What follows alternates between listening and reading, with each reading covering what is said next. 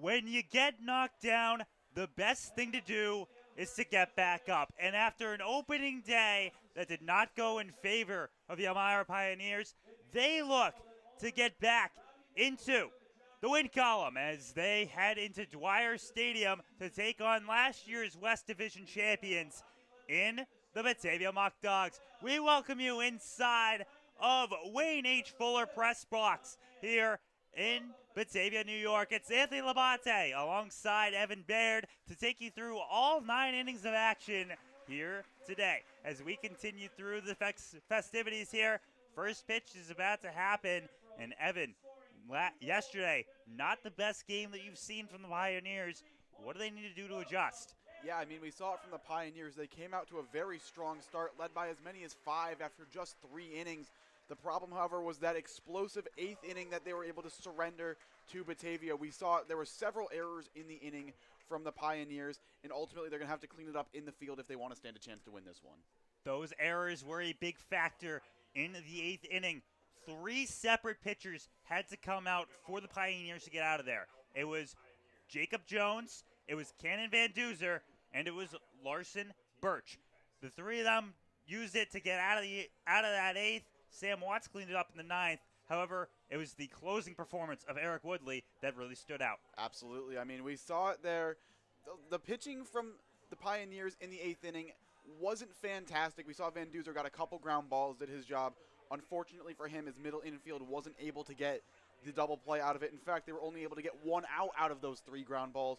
So not what you're looking for when you're on the mound, but the pitching does have to clean itself up, but the fielding has to be there behind them to support them. And the hitting, they were able to get 6 runs, but they went a little cold after the 3rd, after they had already scored their first 5. And you look at the hitting now. We take a peek at the Pioneers starting lineup, and Michael Gardner will be leading us off at shortstop. He's followed by Brett Baker. Explosive day yesterday. He looks to continue that into this one. Brandon Duback, the DH. Jack Tubman, left field. Alex Davis, third baseman. Ryan Gabinelli, he fills in for Ryan Kristoff at first. Tyson Gindrich in right field. Ryan Jones will do the catching in replacement of Duback. Aubrey Peterson enters as the extra hitter. And Manny Esley at second base. And coming in for Batavia is going to be their starting pitcher for this one. It's Gavin Chandler, a known name here from Southern Wesleyan University. As things continue to roll here, they get their pitching going. It's going to be interesting to see how Gardner ends up performing here today. Yesterday, he made it around the base path on a walk that gave them a run in the 7th, and he also got on by a hit by pitch. However, a backwards K did not help him in his efforts. He was leading off yesterday. He's leading off once again today. And when you're looking at a leadoff hitter, what are you looking for fans that may not be aware? I think simply put, you're looking for a guy who can work the count. You want to be able to see a lot of pitches, try and get deep into an at-bat, see what the pitcher's going to throw in certain situations. You also want someone who's going to be able to get on base very well.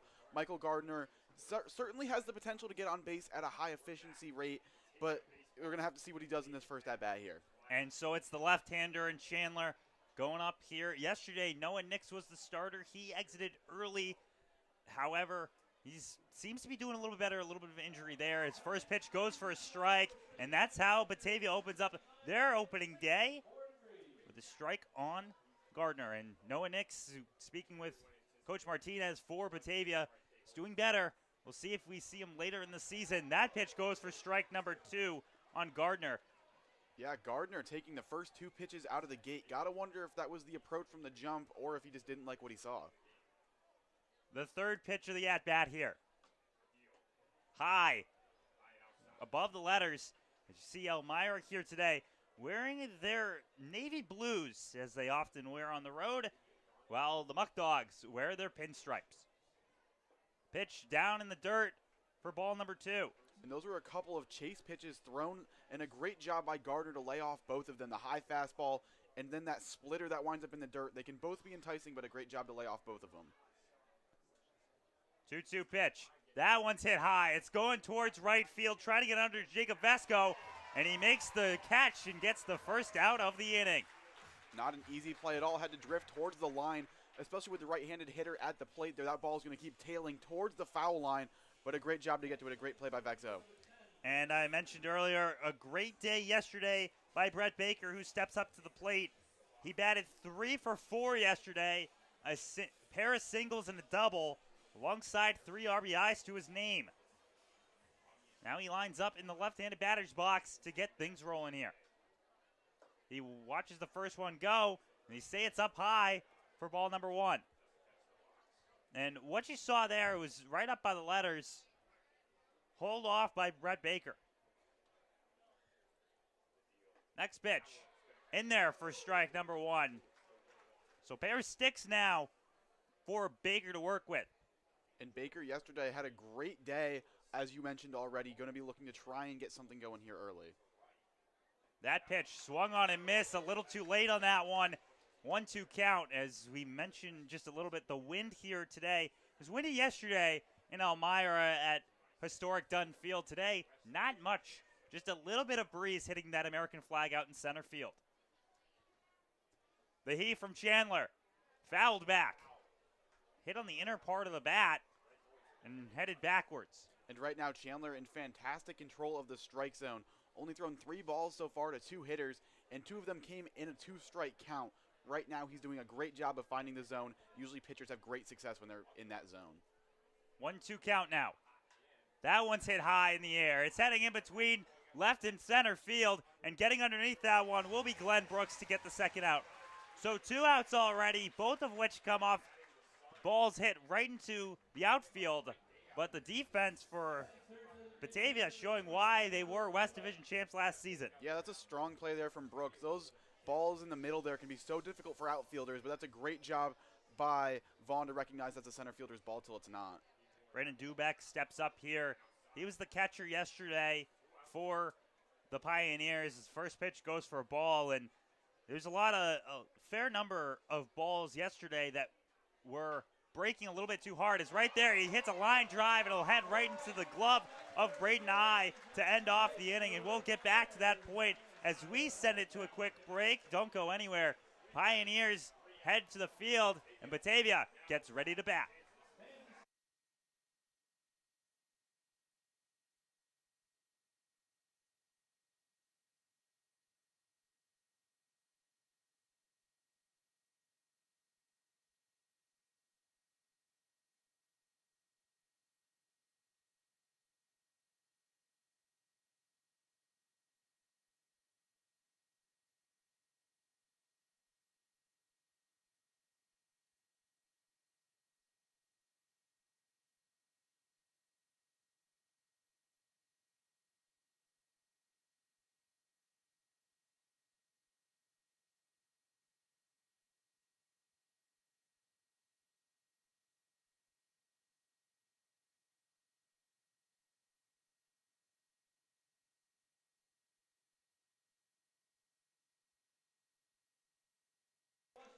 Welcome back, folks, for the bottom half of the first inning as Lucas Hale steps on the mound for the Pioneers. University of Kentucky kid, but let's see who he has to go up against for the Muckdogs.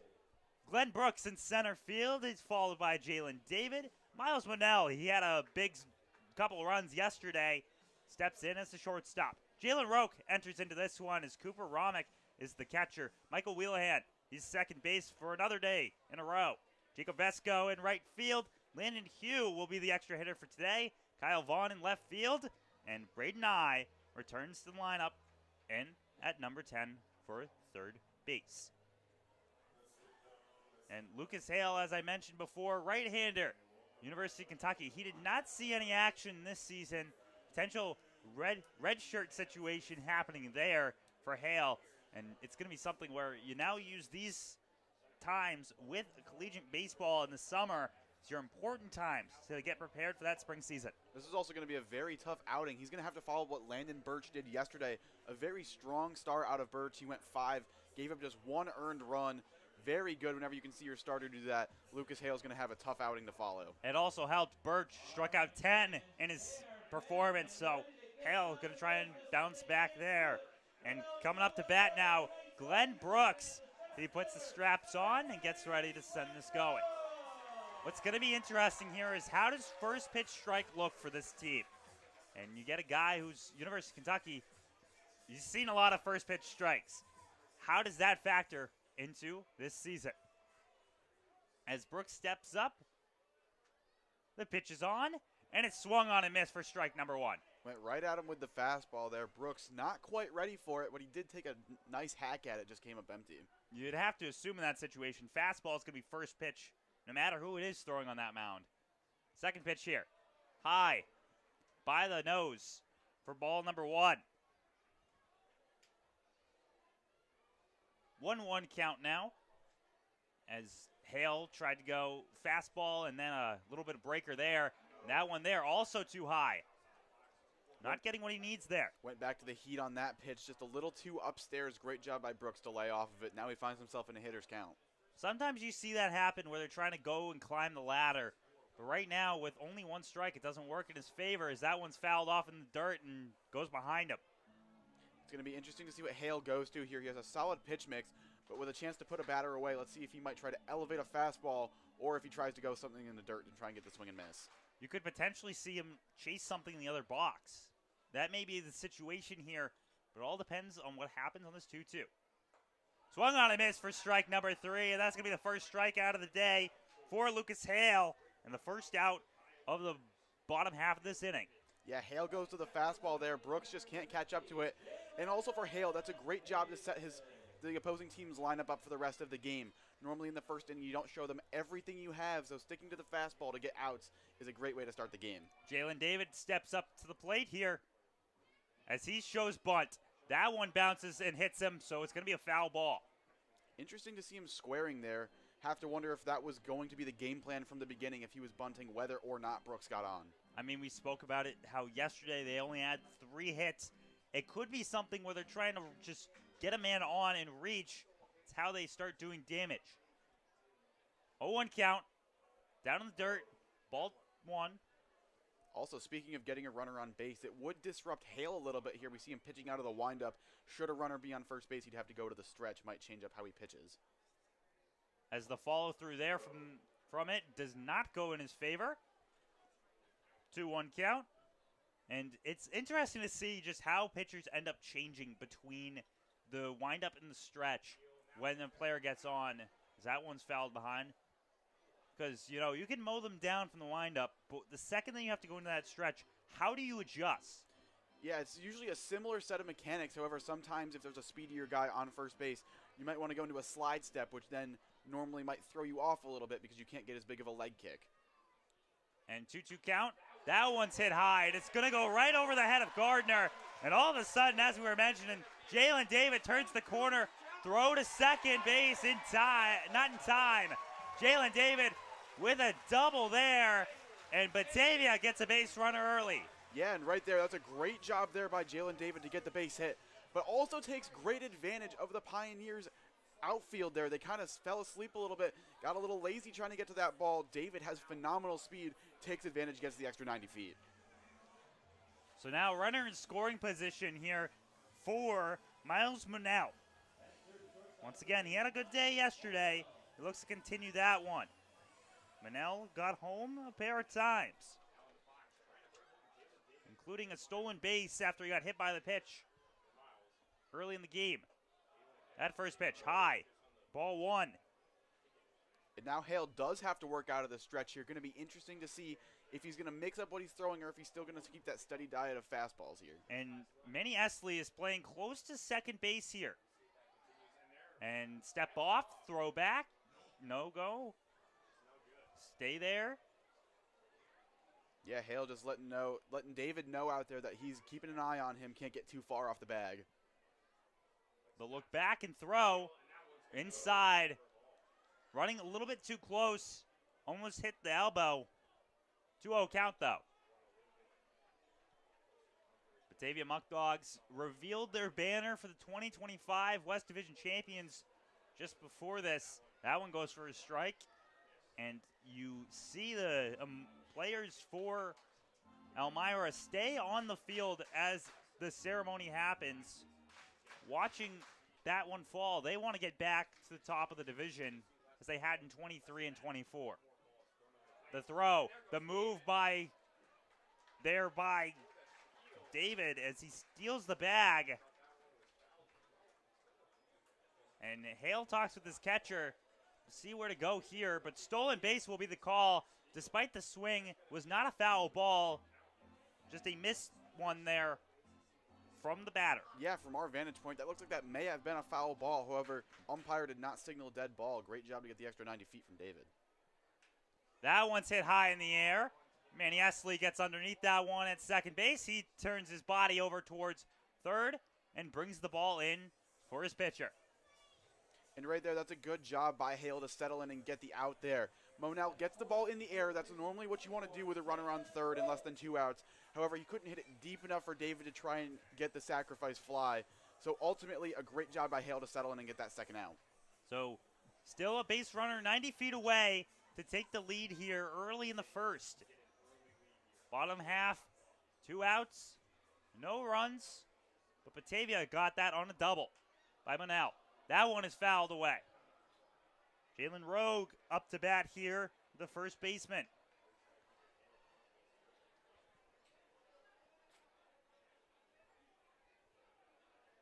Just a lovely day at the ballpark here. Sun is shining. This pitch comes in. That one's hit sky high. It's heading over to Brett Baker in center field, who takes a couple steps, gets right underneath that one, and gets the third out. Elmira holds off the Batavia Muckdogs, and we'll head into a quick break. When we come back, it's the top half of the second, and the Pioneers, they get ready to battle. The Elmira Pioneers are sponsored by AIM Independent Living, AJ's Outdoor Power Equipment, Ann's Pancakes, Centralis Health, Blaze Brockway, Bully Hill Vineyards, CAF USA, Casa Trinity Prevention, Chemung Canal Trust Company, Chemung Supply, Coca-Cola, Council Rock Wealth Advisory Group, Dandy Mini Marts, Elm Chevrolet, Elmira Heat Treating, Chemung County Family Fitness Center, Finger Lakes Federal Credit Union, FM Howell, Glove House, Guthrie, Hilliard Corporation, Honeybee Made, Jubilee Foods, Kahuna's, Kennedy Valve, M&T Bank, Martha Lloyd Community Services, McDonald's, Papa John's, Pathways, Pinecroft, Rodney J. Strange, ServPro, ServU Credit Union, Sheddens, Solutions Credit Union, Southern Tier Custom Fabricators, Susan Minchin Dentistry, Swan Morse Insurance, Texas Roadhouse, Tom South Corning Collision, the United States Army, the United States Navy, Vasco Brands, Wegmans, Wise Markets, Well Now Urgent Care, WETM, Wiggle 100, and Woodbrook Assisted Living. Thank you for sponsoring the Elmira Pioneers, and go Pios.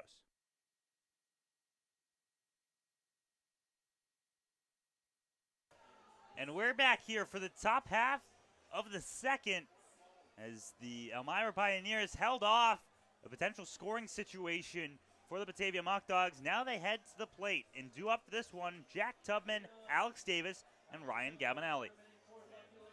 Yeah, and I feel like sometimes when you go to bat after having a runner in scoring position, when you're in the field and that runner doesn't score, sometimes that momentum can carry over to the plate. So the left fielder comes in. He takes a crack at that one. It hits off the glove of Brandon I. He throws it over and does not get it in time. So it's going to be a single. We'll see what they end up ruling it. Potential error, but looks like that'll be an error. It'll be an E5, but Tubman gets on. And anytime you can get the leadoff runner on in an inning, you put so much more pressure on the opposing pitcher. Rather than being able to work out of the windup, being able to be comfortable with nobody on base, immediately you have to deal with somebody on, completely throws off your game plan for the inning. Alex Davis comes up. He stands a little bit behind in the backside of the box. So he looks at strike number one. Little get-me-over curveball there from Gavin Chandler. You can't go to that too often, but every now and then you can work that one in. And as Chandler continues to roll here, he's got the benefit, being a lefty, of not having to turn his head much to see the first base side. The pitch low for ball one. Also, speaking on being a lefty, it makes it so much easier to have that pickoff move going towards first base because you can lift the leg, but as long as you don't cross the plane going backwards or forwards, you can still go over to first base. Makes it much harder to try and steal second. As Chandler sends it in, that one's hit over his head. It's going towards second base. Grabbed by Wheelahan, who steps on second, tosses it over to Roque for the double play. Great play there by Wheelahan. Gloves it, steps on the bag in just about the same motion. Such a tough play to make. Made it look super easy, and just like that, there's two away. So what looks to be close turns to double playville by Batavia. Now Gabinelli comes to the plate to try and make something happen. The first baseman enters into this one, and he took a pair of walks yesterday. So he takes first pitch strike. And another get-me-over curveball there from Gavin Chandler. Interesting to see. It might be in the scouting report to avoid fastball on the first pitch. That one also a curve going in there. And just like that, he goes from having a runner on and nobody out to an 0-2 count with 2 outs. Pitch there, outside. And would you say that one there was looking to chase? I would say that has to be. You know, when you're going fastball outside the zone in a 2-strike count, normally you're trying to get a hitter to swing and miss. Couldn't get it there. That pitch, it's hit off the end of the bat. Trying to make the run for his Gabinelli. Wheelahan throws it over, and he hits Roque for out number 3. Batavia, despite having a base runner on early, holds them off and continues as they head to the bottom half of the second. Lucas Hale enters back onto the mound, and we take a quick break.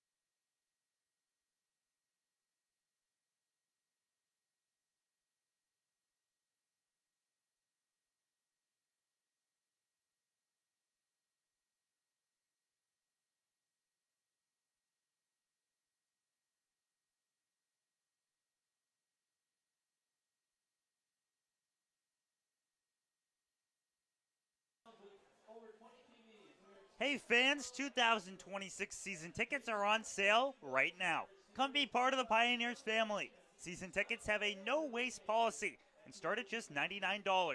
Call 607-734-2690 to get your seats today. And so far, it's the bottom half of the second. Pioneers, they had a base runner on early from an error by the third baseman, but nowhere to go, leading to now having to play some defense. Yeah, and every time you're in the field and you make an error, it's a great feeling when you know that run doesn't score, because so many times whenever you make an error, it seems that run does come across the plate, especially when that's the leadoff runner getting on base. But a couple fantastic plays by Michael Wheelahan in the field eliminated the base runner and ended the inning. Cooper Rahmet comes in. He came in as a pinch hitter yesterday. Didn't do much damage, but still someone to look out for the bat. And Ramich steps in. He's got one of those stances that you look at and you wonder how it's going to work. He's got his left leg in a little bit more than his back leg. Interesting to see, but that pitch goes for a ball. Also looking at where his hands are placed, they're a lot more back towards the helmet than a lot of other hitters. Kind of looks like Paul Goldschmidt at the plate. Second pitch here. Swung on and miss. Strike one. Yeah, Lucas Hale just has such a dominant fastball. We're going to be able to see a lot of that today. We did see Jalen David catch up to one and get it for a base knock last inning, but a lot of these hitters might not be able to catch up to it, and we'll see Hale try to take advantage of that. Next pitch.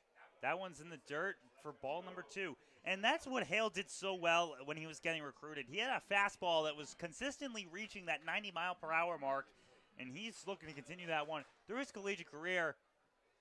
That pitch gets fouled off and tipped back. It's going to hit the backstop. And right there, that swing from Romick kind of showed that he's on the fastball a little bit. Wouldn't be shocked if Hale tries to take a little something off this one, go for the swing and miss to try and get the strikeout to begin the inning. Considering Romick got underneath that one, is there a chance he tries to go high again with the fastball? There's a chance. I still think he goes off speed. That one outside. Full count now. Tried to speed him up there, just missed from the plate there. You have to imagine he was trying to get that pitch higher in the zone, as you mentioned, with the high fastball. Just couldn't get it there. As Hale takes a step, throws it home. That one's hit high. It's going to go over the head of Gardner. It's going to be grabbed there by Jack Tubman, but not before a single knock comes in for Cooper Romick. So getting on the fastball there, Romick does, and he puts one on. And a little note there, a good job by Tubman to get to that one. Taking note of last inning when Jalen David was able to steal the extra 90 feet from him being a little loose in the field getting to that one. So a good job to get to that ball and just immediately get it back into the infield. Michael Willihan steps up to the plate at second baseman. He's done it so far in the field, getting 3 of those last outs. And he gets first pitch strike. And sometimes, you know, when you see guys down in this spot of the lineup, it's more for their fielding they benefit from. But Willihan, I wouldn't sleep on his bat at all. Yeah, it feels so difficult to sleep on any bat in this league especially. That one goes for strike number 2. So 0-2 count initially. And Romick, you don't see him leading too much from first base. Hale in these 2 straight counts has also been very heavy on going to his fastball. We'll see if he'll go to it or if he'll mix it up and mix something else in. Pickoff attempt. Does not go in time. Romick gets back to the bat. Yeah, and sometimes you just throw over to first base just to let that hitter sit in the box. They have to think about what the next pitch now is going to be for another couple of seconds rather than just being able to see it. That one's thrown. That gets past the catcher. And Romick gets to second base on a pass ball. Hale goes to the off speed there, just winds up spiking it. And that one got well away from Ryan Jones there. Nearly gets into the third base dugout. So Romick advances. Now he's across the diamond from the hitter. The opportunity to get the first run on the board. 1-2 count here. Pitch comes in. That one's hit foul. Good job to spoil that one at the plate from Wheelahan. And every time you can see another pitcher or another pitch from the pitcher, you increase your chances of getting on base because there's a higher likelihood that the pitcher makes a mistake and then you're ultimately able to capitalize on it. Or they just wind up missing with the zone and you're able to draw your walk.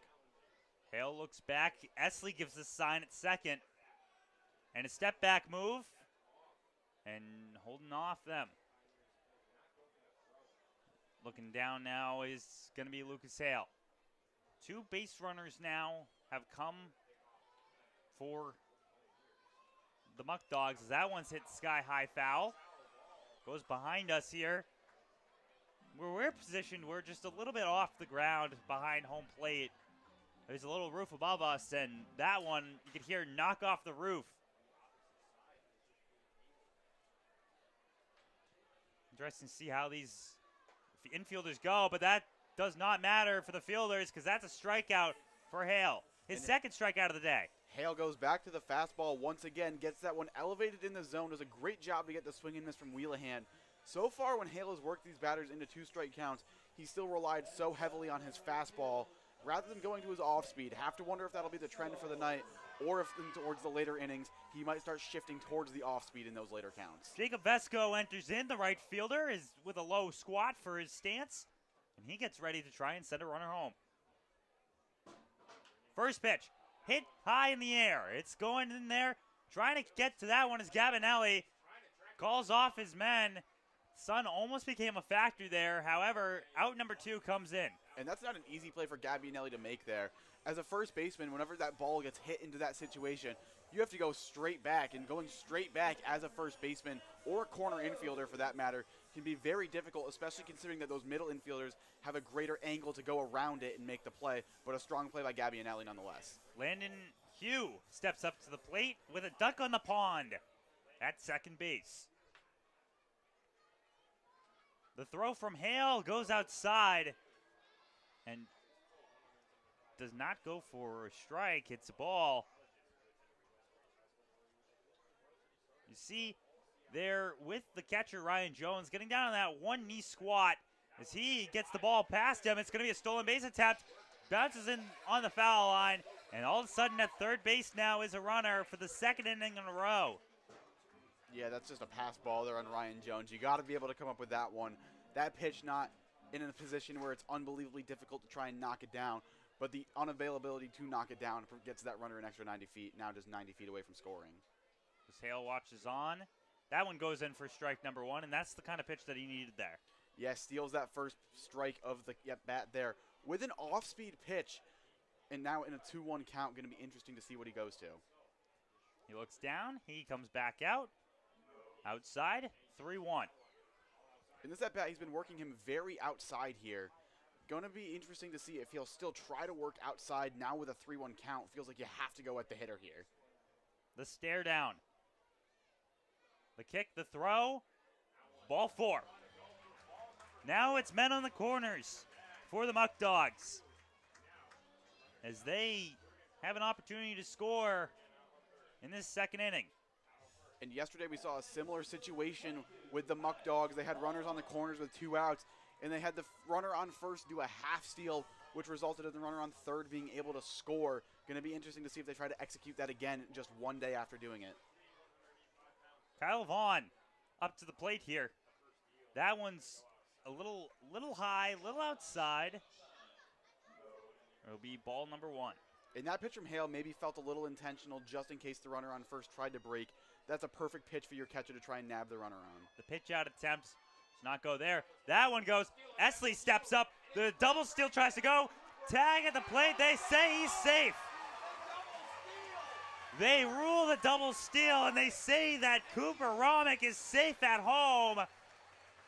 Manny Esley not happy with the call, as it seemed like the catcher Ryan Jones had a beat on it. But whatever happens there, the run scores. It's 1-0. Batavia lead. And they go back to the double steal, but this time the Pioneers counter it by trying to do the cutoff play. Esley just not quite able to get the ball to the plate in time. So 1-0 lead now for the Muckdogs. That pitch goes in for a strike. And both sides now, it's going to be interesting to see how the defense switches up here as Hale throws that one. That one's hit on the inside part of the bat. It's going to be grabbed by Gabinelli, and that will be out number 3. Batavia scores one here, and now Elmira goes up to the plate in the top of the third to try and play revenge. We'll take a quick break, and when we come back, it's the top of the third inning. Pioneers looking to get some runs on the board. The Elmira Pioneers are sponsored by AIM Independent Living, AJ's Outdoor Power Equipment, Ann's Pancakes, Centralis Health, Blaze Brockway, Bully Hill Vineyards, CAF USA, Casa Trinity Prevention, Chemung Canal Trust Company, Chemung Supply, Coca-Cola, Council Rock Wealth Advisory Group, Dandy Mini Marts, Elm Chevrolet, Elmira Heat Treating, Chemung County Family Fitness Center, Finger Lakes Federal Credit Union, FM Howell, Glove House, Guthrie, Hilliard Corporation, Honeybee Made, Jubilee Foods, Kahuna's, Kennedy Valve, M&T Bank, Martha Lloyd Community Services, McDonald's, Papa John's, Pathways, Pinecroft, Rodney J. Strange, ServPro, ServU Credit Union, Sheddens, Solutions Credit Union, Southern Tier Custom Fabricators, Susan Minchin Dentistry, Swan Morse Insurance, Texas Roadhouse, Tom South Corning Collision, the United States Army, the United States Navy, Vasco Brands, Wegmans, Wise Markets, Well Now Urgent Care, WETM, Wiggle 100, and Woodbrook Assisted Living. Thank you for sponsoring the Elmira Pioneers, and go Pios. We welcome back to the top of the third here at Dwyer Stadium inside Wayne H. Fuller press box, Anthony Labate alongside Evan Baird. And up to bat now, Tyson Gindrich for the Elmira Pioneers. First pitch goes for ball number 1. And again, Chandler goes to the off speed on the first pitch. I thought it was something where that would be something he'd maybe sprinkle in every now and then, but he seems to be going at these hitters with that first pitch off speed. Chandler has been able to hold the Muckdogs, or excuse me, hold the Pioneers off from getting a hit. Only runner so far has come on an error to the third baseman. It's 2-0 count now. The step and throw. That one is hit. It's going to go high. It's going towards left field. And calling off is Vaughn. And that'll be the first out of the inning. Yeah, good play there by Vaughn to take control there. As an outfielder, that ball is your ball until it's not. So you have to be ready to come in on that one, call everybody off, and that's exactly what Vaughn is able to do. A great play. Ryan Jones steps up here following the last inning where the double steal attempt ended up working for the Muckdogs, despite Jones believing that he had the tag on the other catcher. As that one is roped, it's going to go in between, and it breaks past Whelan, and all of a sudden, Ryan Jones puts the first hit on the board for the Pioneers. Yeah, first pitch, he was ready to swing it there. Got a fastball from Chandler and just sent it right back where it came from. A great job there from Jones to stay ready at the plate and gets the first base hit of the game for the Pioneers. Next up, Aubrey Peterson. Nicknamed Wells from Texas. He gets ready, steps to the plate.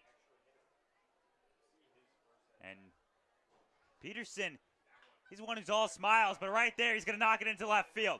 The wave comes on, sending over Jones to third as he gets in, and Peterson's got a stand-up double. So 2 pitches and 2 hits already. Now it's men in scoring position for the Pioneers. And just like that, they flipped the script here on the Muckdogs.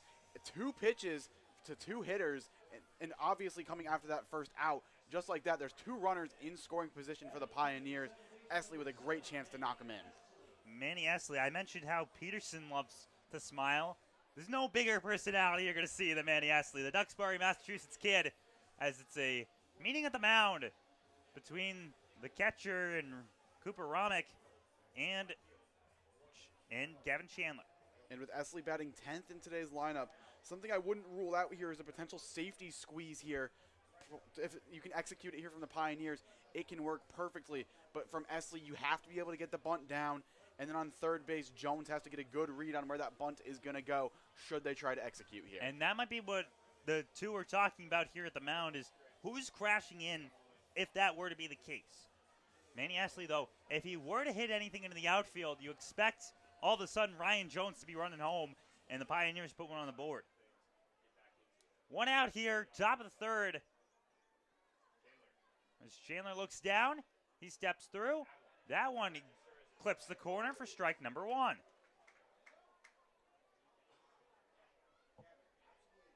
As Esley steps in there, he gets a little dig in the right batter's box.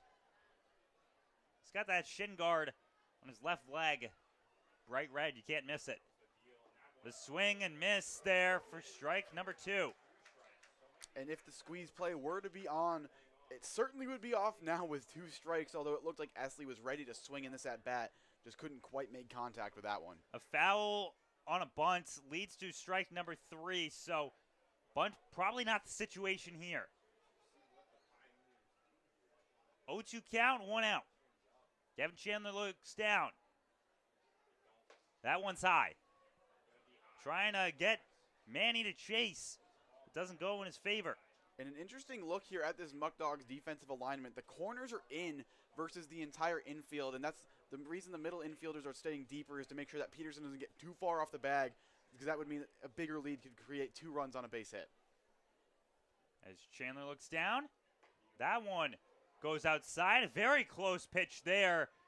Esley holds off. It'll be ball 2. Esley going to try and stay patient at the plate here, look for his pitch. Did a great job to lay off a couple of pitches in an 0-2 count, but going to be interesting to see what we get here from Chandler. As the shadows come in, they're moving down to the right. That one's hit high. It's going to center field. It's going to be grabbed by Glenn Brooks. Jones puts the wheels on. He's running down home. Cut off there by Chandler. So 1 run scores. Peterson stays at second base. And the Elmira Pioneers tie this one up at once. And Jalen Roque goes to cut that throw off. An interesting choice is I think if they let that throw through, we have a bang-bang play coming up at the plate. But Roque goes to cut the throw off in case Peterson decides to break for third coming off the throw. Peterson doesn't break for third, however, so he'll remain on second, but the Pioneers get a run. And 2 outs now. Leads to the top of the order. So a sacrifice fly there by Manny Estley. It's Michael Gardner stepping up to the plate. As you see the infielders move a little bit closer to second base in case Peterson looks to go. So that first pitch goes high. The first time that Gardner was up, he flew that one out to right field on a well-hit ball. That's what the day started out looking like. Well-hit balls by the Pioneers. Now they got a little bit more into it. That pitch goes for a strike off the swing. But so far, Gavin Chandler looks to have been gotten in his zone. May have allowed the run there, but, you know, outside of that, each time he's gone up to throw this ball, he's been solid. That pitch down, strike 2. Yeah, just couldn't quite catch up to that one. Not sure what he was thinking there, but certainly didn't look ready for that swing. Top of the third inning here at Dwyer Stadium in Batavia, New York. Batavia Muckdogs and the Elmira Pioneers. Gavin Chandler stretches, delivers. That one's in there. Strike 3 and catches Gardner looking for the third out. The first strikeout of the day for Gavin Chandler sends it into the middle of the inning. Bottom 3 coming up very soon.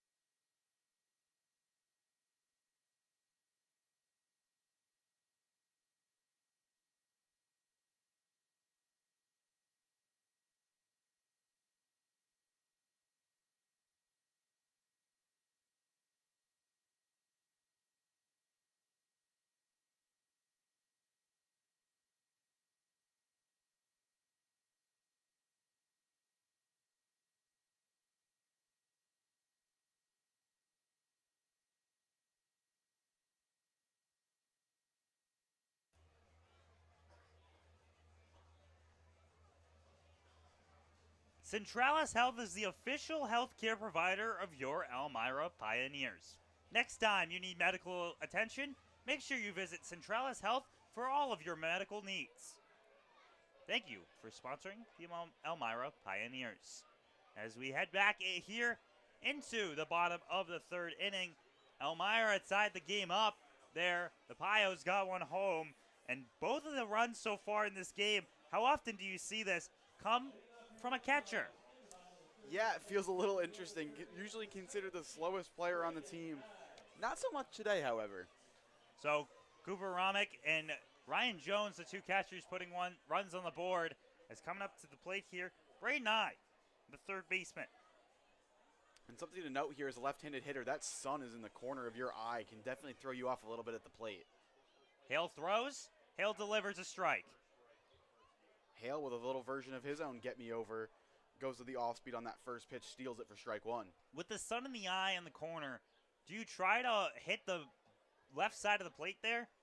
I think you just have to try and pound the zone here no matter what. Just trying to hope that that left-handed hitter can't quite see as well, can't maybe pick up a spin as well on the ball.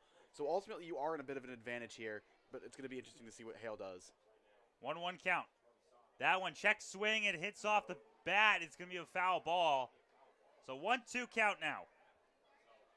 Hale has been so reliant on his fastball when he's in 2 strike counts earlier today. That one's hit high. It's going into center field as coming in to get that one will be Brett Baker, and gets the out. And 2 players on the Elmira Pioneers team today honored as the half-decade team for the Elmira Pioneers. That includes Brett Baker there in center field, and the designated hitter for today, Brennan Duback. Yeah, I heard coaches discussing that one. Put a lot of consideration into a lot of different players, and those two should take great honor in receiving that recognition from their coach. Another player on that team, Cooper Smith, saw him yesterday for a one-time appearance. Pitch from Hale, down and low. Now the players on the team today looking to be on the second half decade list or even the full decade list. And they have to continue their fight here. That one goes down in the dirt for ball 2. Yeah, Hale, maybe not a great feel for that ball. He asks for a new one after spiking it, and not very characteristic of him. We saw earlier on he was pounding the zone, but to start this inning, he's definitely had some trouble finding it. Glenn Brooks with 2 hands up there. Pitch delivers. That one just missed the top of the zone. It's a 3-0 count. And in this 3-0 count here, top of the order up, wouldn't be surprised if Brooks had the green light here should he want it. Pitch in there, down Broadway, strike 1. And that's just the pitch that you need to reset yourself. Yeah, anytime you're in a 3-0 count, you got to do anything you can to find the zone. Hale just throws one right down the chute. 3-1 count. That one swung on and missed, strike 2. He swung too early on that one, was sold out for the fastball. Got fooled by the breaking ball. And Hale, he's gone to the fastball so much, as I already said. Although based on that swing from the curveball, wouldn't be surprised if he tries to throw something with some spin on it again. The pitch. There, ball 4. And Glenn Brooks, the second that he saw the ball go hit the plate, swung the bat out to go for his walk. Yeah, strong take there from Brooks. That was definitely not an easy pitch to lay off of, but he does a great job of taking it, gets himself on base. Now up to bat, Jalen David, the designated hitter. Yeah, last time he was up, we obviously saw he got the great base hit, but did a great job hustling to get the extra base off of that hit, got a double out of it. David watches that one go for strike 1. He had the stolen base or pass ball, whichever you'd like to call it, that let him lead over to third base.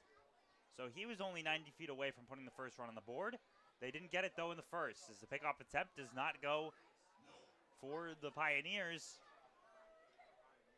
And it still remains 0-1 count. That one throws over, and it's going to be in a pickle. First throw. Over. Tag. He's out. Gardner steps up and gets the out on a caught-stealing attempt there. So second out of the inning. And Coach Drum has to be pleased with his infielders on that one. Anytime you have a runner picked off like that, it can be so easy to get into a rundown where you have several throws going both ways.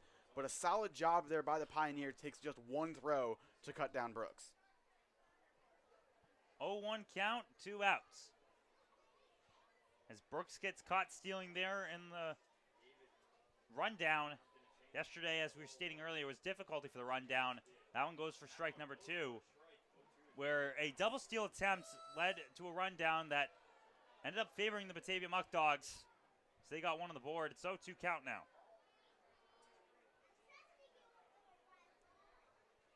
The pitch, that one's chopped.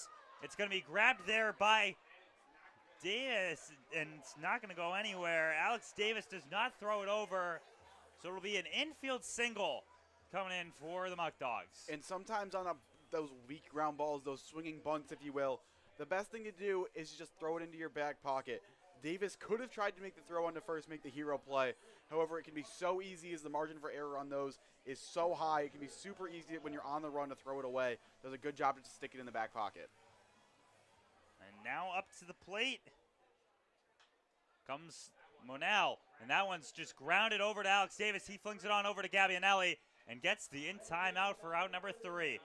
Third inning ends here from Dwyer Stadium. When we return, it's going to be the top of the 4th. Pio scored 1. They hold off Batavia. The Elmira Pioneers are sponsored by AIM Independent Living, AJ's Outdoor Power Equipment, Ann's Pancakes, Centralis Health, Blaze Brockway, Bully Hill Vineyards, CAF USA, Casa Trinity Prevention, Chemung Canal Trust Company, Chemung Supply, Coca-Cola, Council Rock Wealth Advisory Group, Dandy Mini Marts, Elm Chevrolet, Elmira Heat Treating, Chemung County Family Fitness Center, Finger Lakes Federal Credit Union, FM Howell, Glove House, Guthrie, Hilliard Corporation, Honeybee Made, Jubilee Foods, Kahuna's, Kennedy Valve, M&T Bank, Martha Lloyd Community Services, McDonald's, Papa John's,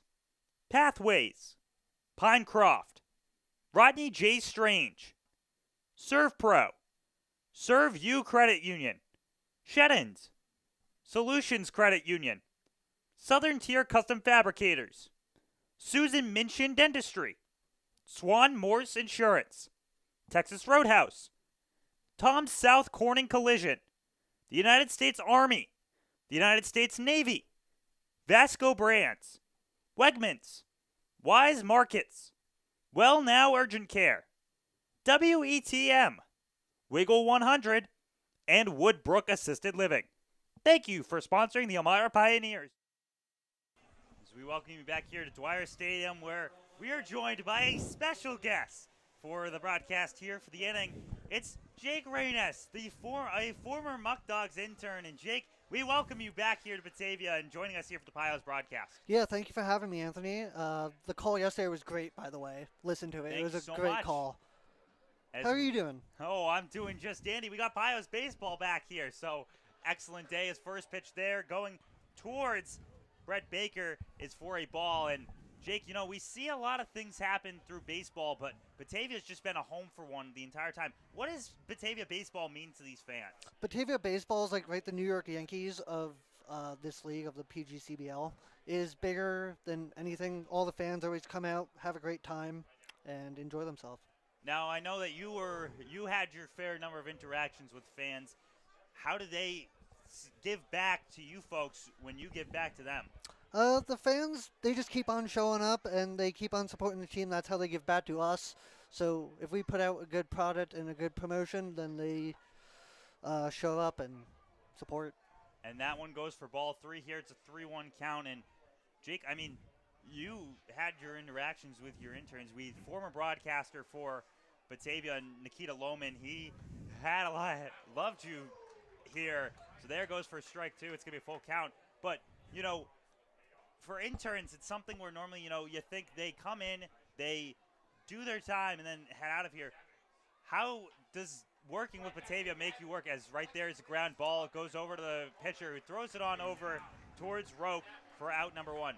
What brings you back to Batavia from last year now into this year, where you're now a fan of the Muckdogs? What brings me back is really just the environment. The great people of Batavia, Robbie and Nelly, do a great job here, and they really make this feel like home, even when you're an intern here. As that one's hit sky high by Brandon Duback, it heads over into center field and be grabbed by Glenn Brooks for out number two. So just like that, 2 outs come in, and the Muckdogs are all of a sudden wheeling and dealing. And Jake, you were here for the West Division Championship. What did that look like when they revealed that banner out in center field? That meant a lot because they have not won it since 2022, and everyone was a part of it, the interns, the players, and the coaches as well. So it meant a lot to the city of Batavia to win the West Division. And they won the West Division. However, they were not able to win the entire championship. What kind of motto did that leave for you guys, both as interns and with the players, that heads into this season? I feel like, right, I think there's 5 returning players this year, so just a motto of consistency in Batavia. They're always in the playoffs. It's come up a little bit short sometimes, but right, they keep on winning. 2-1 count now for Jack Tubman, as that last one, a fly out there, held off, and there's 2 outs so far. As we are here, Anthony Labonte with Jake Reynes in the Wayne H. Fuller press box. This pitch goes high there for Gavin Chandler. And You watched Gavin Chandler last year play. What kind of stuff does he have that makes you excited for the rest of the season?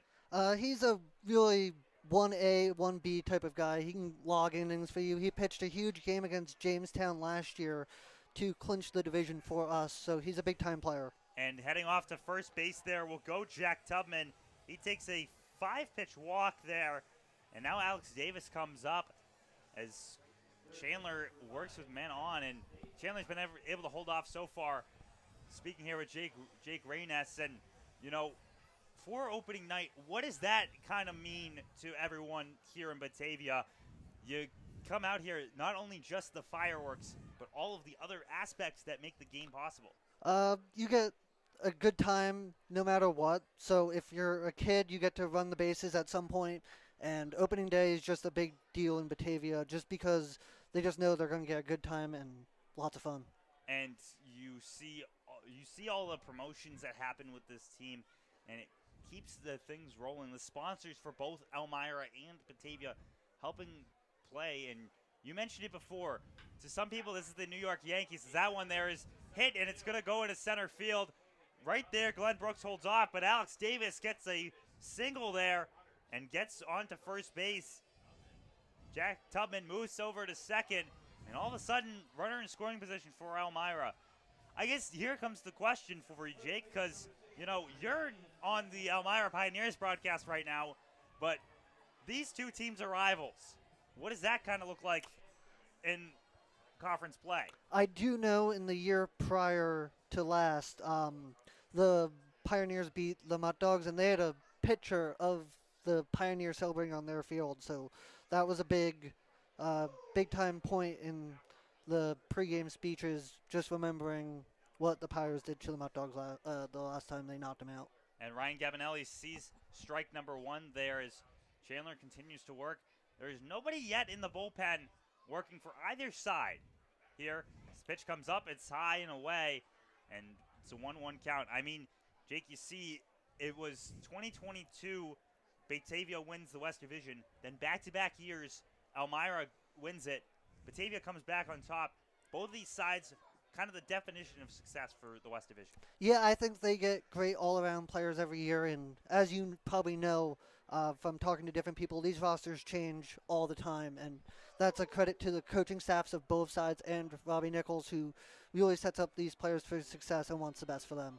1-2 count now off the foul ball from Gabinelli as Elmira looks to try and put one on the board. They're currently tied 1-1 here in the top of the fourth. As the pitch gets ready to come in. Staring down is Gavin Chandler. The throw, that one's fouled back once again. And you see all of the work done by every single person here for Can USA in both Elmira and Batavia. Field looking absolutely beautiful today. And you see all the people. Will we see Dewey around today? I don't think so. I don't think Dewey is feeling too well today, so I don't think we will be seeing him today. But should we expect to at some point? As that one's grounded, it's going to be the throw over to first base, and we will continue this conversation coming up after the break. I can't wait to hear more about Dewey and where his whereabouts may be.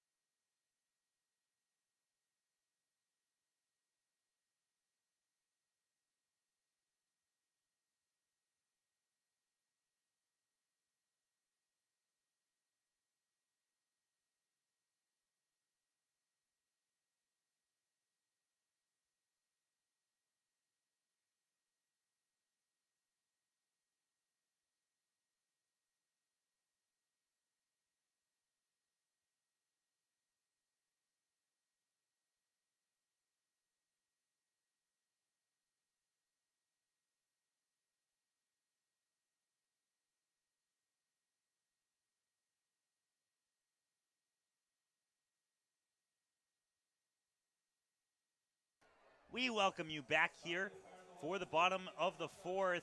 And hey, do you want to stay connected with the Elmira Pioneers? Then follow us on social media at the Elmira Pioneers on Facebook, Instagram, TikTok, and X. Anthony Labonte here in the booth, here in Wayne H. Fuller press box, alongside my guest for this bottom half of the inning now, Jake Reynes, a former intern for the Batavia Muckdogs. And we've been talking about how great opening day is, how great Dewey is, the mascot. And you fans of the Elmira Pioneers know Stitch's best friend is Dewey. And what's that relationship look like between those two? It's really a great relationship. They get along great. I've met Stitches. He came to Dewey's birthday last year. That was a big surprise to Dewey, so that was a great time. We hung out. Great time. 1-1 count now coming for Jalen David. For Miles Monell. That one comes in. First strike. So 2-1 count now comes against the team as that one's fouled away. Or it hits off of the batter. So now all of a sudden, correction, that was Jalen Roque. He's hit by the pitch and he heads over to the base. And I want to keep this conversation about Dewey. You said we have not seen him here today, but still going to be around the stadium, ready to see where he ends up. What's going on with Dewey? I think Dewey is not feeling well today. It's a little bit too hot out for Dewey, so he will not make an appearance today. Not making an appearance today. Well, that's very unfortunate. We wish our best condolences to Dewey if he's having any issues, with any sickness or anything like that. His pickoff attempt does not go for the Pioneers. Jalen Roque is just watching off. Cooper Ramage up to the bag. Another throw attempt. Still remains safe. Cooper Ramage had the run earlier. He got a single and then stole a pair of bags that got him home in this 1-1 game. Bottom half of the fourth here. That one goes in there for strike number one as Pioneers look for their first out of the bottom half of the inning. Lucas Hale on the mound. And Batavia, they've been powerhouses for some years now. And even when they're not winning West Division championships, Jake, they continue to show up in the playoffs. And, it's easy to take the first couple games of this season, the regular season, and start overblowing what seems to be happening. But both of these teams, they get down the stretch, they get really strong and they continue moving forward. Yeah, right. That's just the culture that both organizations have built, is to get stronger down the stretch and with better play. That pitch goes high and it goes past the catcher and Ryan Jones. And all of a sudden, moving to second base will be Jalen Roque. So pass ball there will bring it to a 2-1 count. But yes, as we were stating, they also bring back a fair number of players. We saw Cooper Smith here yesterday for the Elmira Pioneers, and then we see today, Gavin Chandler coming in for them. As there's 3-1 count now. Still no outs in this bottom half of the inning.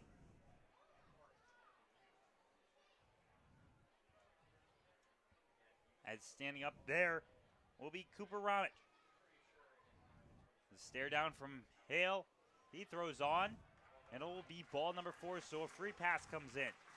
And I guess, as we were saying, with bringing back many players, it also means, testing each and every single person out. Because I know sometimes with these collegiate leagues, you get the big names from the big schools, and you say, hey, we got to use them. But that's not what Coach Drum or Coach Skip have been doing for either sides throughout their time. What did that look like when you were with the team last season? For the first month of the year, he always switched up the lineup. You never knew who was playing and who wasn't. So he does give, on both sides, they give everyone a fair shot. So if you want to play and you play well, then you will be able to play. And the mound visit does conclude there. Hale remains on the mound. And there's still no action happening yet in the bullpen. Actually, correction. We've got a right-hander going for Elmira. For Batavia, there is no action though. As two men are on now, first and second base. Tries to square for the bunt, does not go.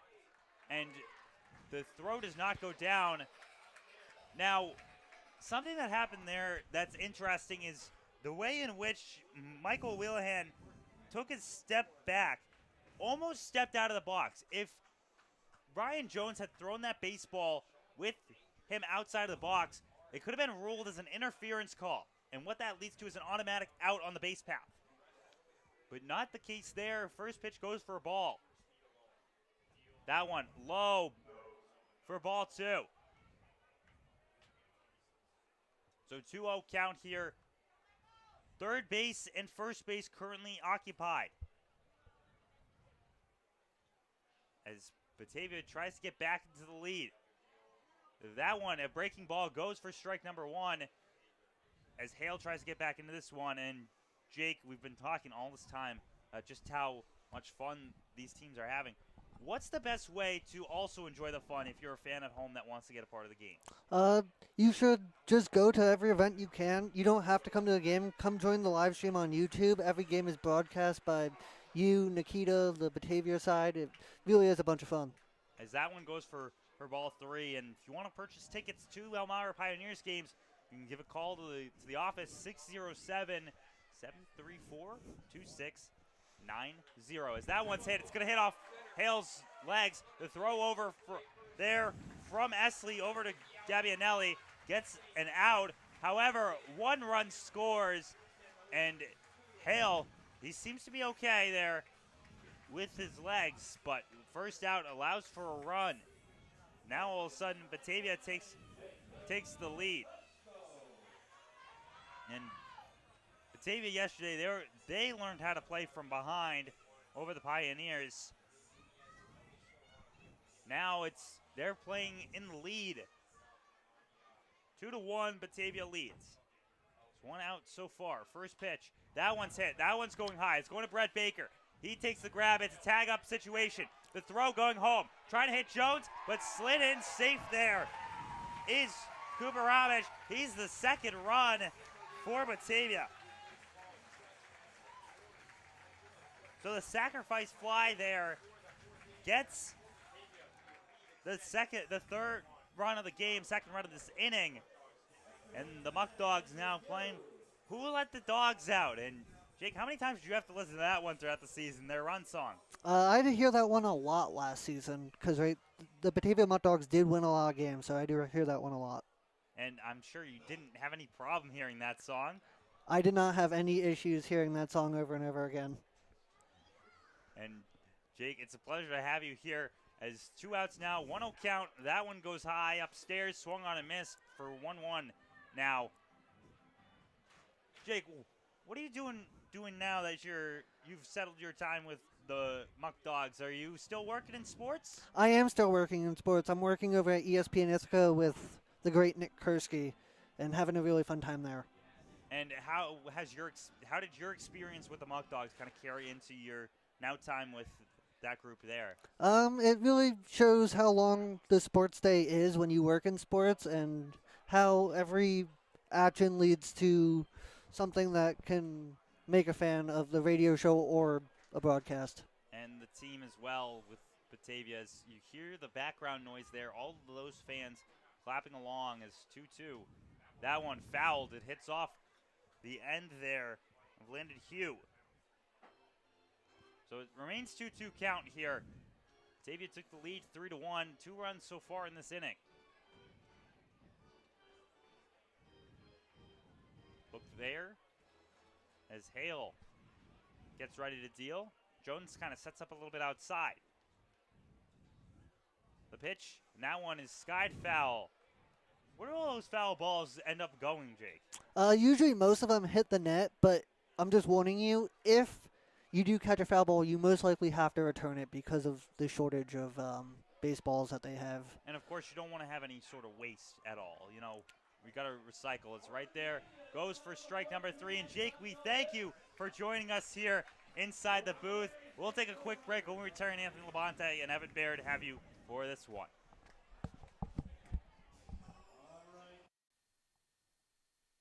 The Elmira Pioneers are sponsored by AIM Independent Living, AJ's Outdoor Power Equipment, Ann's Pancakes, Centralis Health, Blaze Brockway, Bully Hill Vineyards, CAF USA, Casa Trinity Prevention, Chemung Canal Trust Company, Chemung Supply, Coca-Cola, Council Rock Wealth Advisory Group, Dandy Mini Marts, Elm Chevrolet, Elmira Heat Treating, Chemung County Family Fitness Center, Finger Lakes Federal Credit Union, FM Howell, Glove House, Guthrie, Hilliard Corporation, Honeybee Maid, Jubilee Foods, Kahuna's, Kennedy Valve, M&T Bank, Martha Lloyd Community Services, McDonald's, Papa John's, Pathways, Pinecroft, Rodney J. Strange, ServPro, ServU Credit Union, Sheddens, Solutions Credit Union, Southern Tier Custom Fabricators, Susan Minchin Dentistry, Swan Morse Insurance, Texas Roadhouse, Tom South Corning Collision, the United States Army, the United States Navy, Vasco Brands, Wegmans, Wise Markets, Well Now Urgent Care, WETM, Wiggle 100, and Woodbrook Assisted Living. Thank you for sponsoring the Elmira Pioneers. Welcome back to Dwyer Field Stadium here in Batavia, New York. This matchup between the Elmira Pioneers and the Batavia Muckdogs. Batavia, they scored 3 in the bottom of the 4th. They look to continue their dominance here as we head into the top of the 5th. First pitch there goes for a foul ball as Tyson Gindrich steps up to the plate. Yeah, and I mean, we've seen it all day out of Chandler here. He's done such a great job of getting ahead of these hitters. In this at-bat here, no exception against Gingerich. Second pitch to the at-bat. Not enough there. Framing by Cooper Ramich does not go to his side. It's going to be ball number 1. Third pitch of the at-bat. That one's hit. It's going towards the second base, but it cuts in between the two. And all of a sudden, man on first now after allowing 2 runs in that last inning. And another inning rather, where the leadoff man is able to do his job, get on base. A great job there by Gingerich to get on here. Again, that creates that traffic for Chandler. That throws off the rhythm of the inning. That makes it ultimately a lot more interesting for the Pioneers at bats. Ryan Jones enters up here. His last time up, he had a single, and he made his way around the base path. He scored that lone run that they currently have right now.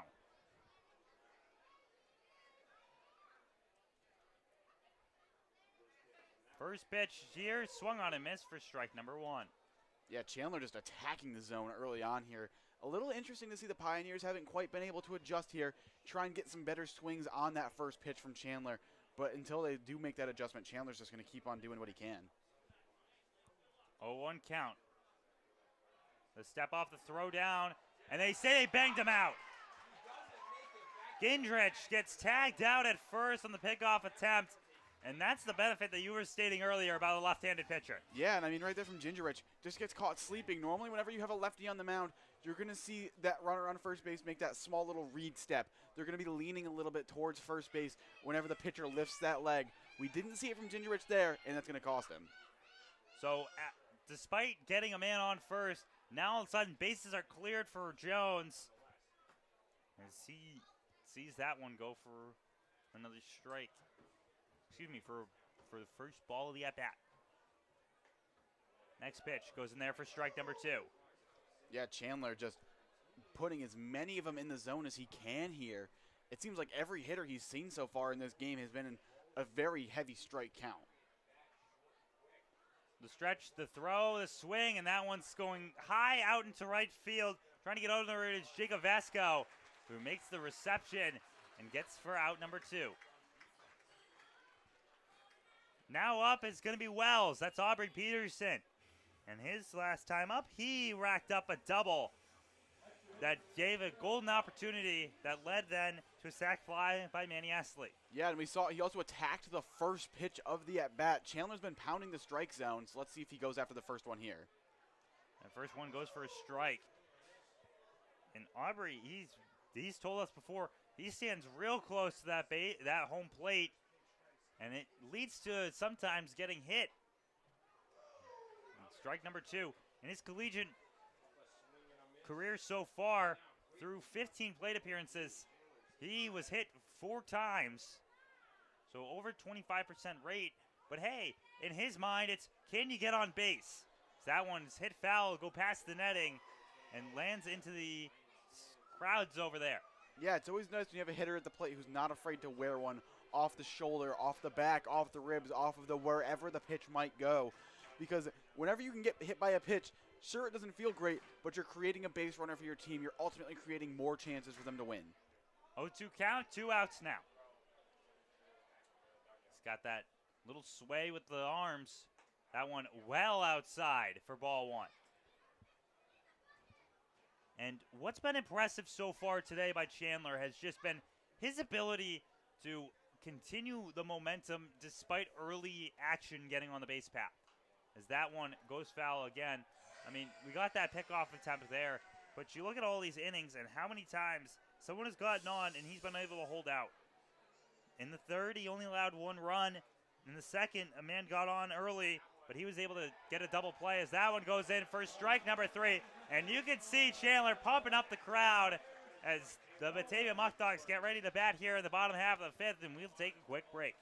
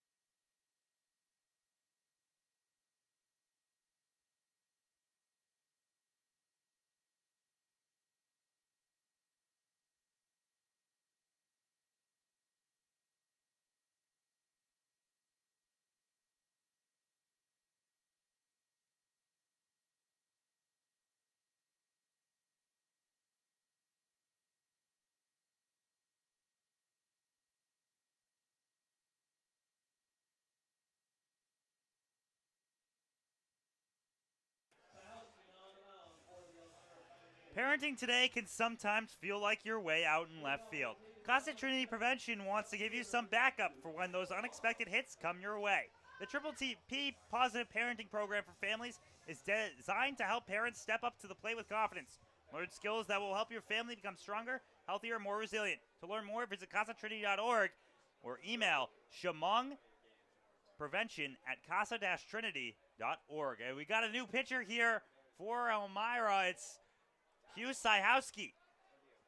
The right-hander comes in for Lucas Hale. So Hale steps out after 4 innings of work. Yeah, Hale, he did a fine job. Just certainly didn't have his sharpest, and we especially saw that in the bottom of the 4th inning, surrendering 2 runs. Pitch comes in, down in the dirt, 2-1 count now. And up to the plate right now, Kyle Vaughn for the Batavia Muckdogs. Pitch in there for a ball. It's 3-1 count now. And the relief pitchers yesterday were a little bit of concern for Elmira. Brendan Hayes came in for Landon Birch. Then it was Jacob Jones after 2 innings and led to a little bit of difficulty there in the 8th. Yeah, definitely not the 8th inning you were looking for yesterday if you were the Pioneers. Going to be looking for some sharper bullpen outings today. That one is fouled away. Full count pitch. Is now incoming. And Sahowski, you're going to have to imagine he goes right at him here. If you're coming in from the bullpen, the last thing you want to do is walk the leadoff man. Pitch comes in. That one's grounded. It's going to head over to Michael Gardner. He takes a step. He throws it on over, and he gets the out over with Gavin Alley. First out comes for Sahowski, and it comes off 6 pitches. Yeah, strong play over there by Gardner. Those are the routine plays. Those are the ones you have to make. Yesterday we saw the Pioneers middle infield struggle a little bit on those routine ground balls, but a good sign there from Gardner. Makes a good play on that ground ball. Has a solid throw over to first base to record the first out of the inning. Bottom 5 here in Batavia, New York. That one's hit right back up to Sahowski. He gets out of the way. That's going to be a hard hit single coming in there for Braden Nye. Yeah, never fun to see those ones when you're on the mound as a pitcher because so often that ball just comes right back at you so quick. You don't normally have the reaction time. Just lucky that one got a little bit away from him and he was able to get away from it. Anthony Levante alongside Evan Baird inside of the Wayne H. Fuller press box here at Dwyer Stadium. Now the base runner is on at first base. Hugh Sahowski now has to look over. The stretch, the throw, that one low. Ball 1. 1-0 count now. Sahowski, he's been trying to work that outer part of the plate here. And he looks down, takes a step and throws. Does not get it to go. As Glenn Brooks flipped his lineup card and he comes up. He got walked his last time, but then got caught in a rundown. So he, so far, has a strikeout, a walk, and caught stealing. That one goes for another ball. And 3-0. that's now 2 straight hitters from Sahowski where he's definitely let them get into a hitter's count early on. We saw the 2-0 count just a batter ago. Now we see a 3-0 count here. This one, you wonder if he gets the green light. And he does not. It's strike right down Broadway. Yeah, you have to wonder if as a team, maybe the Muckdogs don't have a green light this early in the season. We've seen 2 3-0 pitches that have gone right down the middle, and they've both been taken. 3-1. Low, ball 4. Now 2 go on. A walk goes there, and it's going to be man on first, man on second. And I guess looking back at that 3-0 count, Evan, where, if you're a manager, do you start looking to potentially start swinging the bat with 3 balls? I think whenever you're losing in a game, you have to imagine there's no bad pitch to swing at if it's in the zone. Obviously, with a 2-run lead here, it's going to be a different situation where if you're swinging at it, you better make solid contact with it. As Jalen David steps up here with a runner in scoring position, as that one gets hit over towards right field. Getting underneath that one will be Tyson Gindrich. He makes the throw to hold off a potential tag, but he gets the out. So 2 outs now in this bottom half of the inning. The fly out goes to the right field. Still, batters remain at first and second. And those are always the tough outs when you're a hitter because so often you want to try and get those runners moved over, create a better scoring opportunity. If you're going to get out, you want the out to be something productive. Unfortunately there, that was just a lazy fly ball to right field and no advancements could be made by the runners. 2 outs, man on first, man on second. Coming up, Miles Manel. Pitch comes in, a little too high. And Sahowski definitely been struggling to find the zone on the first pitch to so many of these hitters. So difficult to try and get yourself into a position to succeed when you're giving the hitters the advantage from the jump. Sahowski stares back. He pumps it through. That one's fouled back.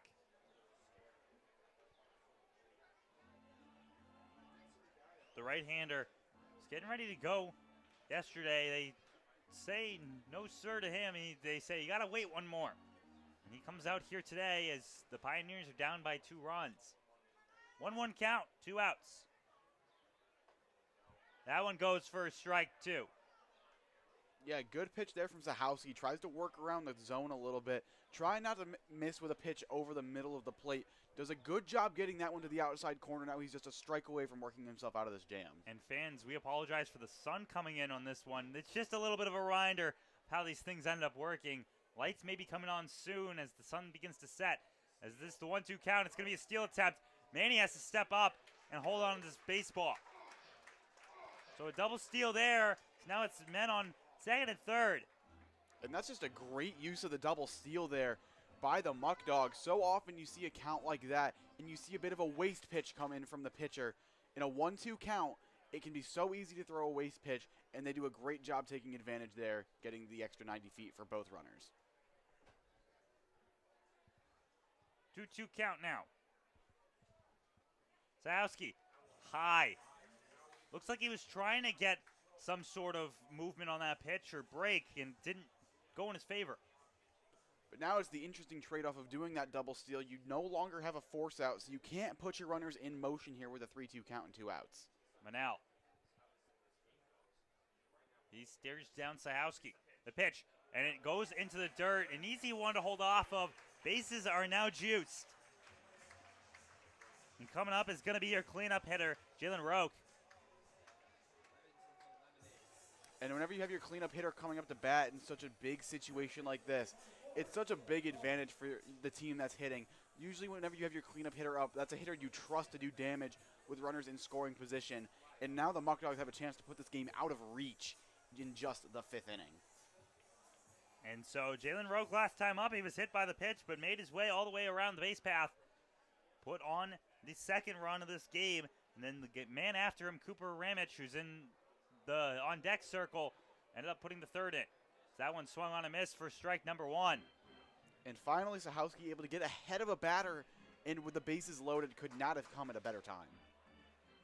As the fans here in Batavia look to get on their feet and clap loud for their team, is Sahowski. He delivers right there, corner, strike, painting like Picasso. Still not home free yet, though. Getting that third strike can be so difficult, especially now with that hitter in protect mode. Going to be trying to foul off anything near the plate.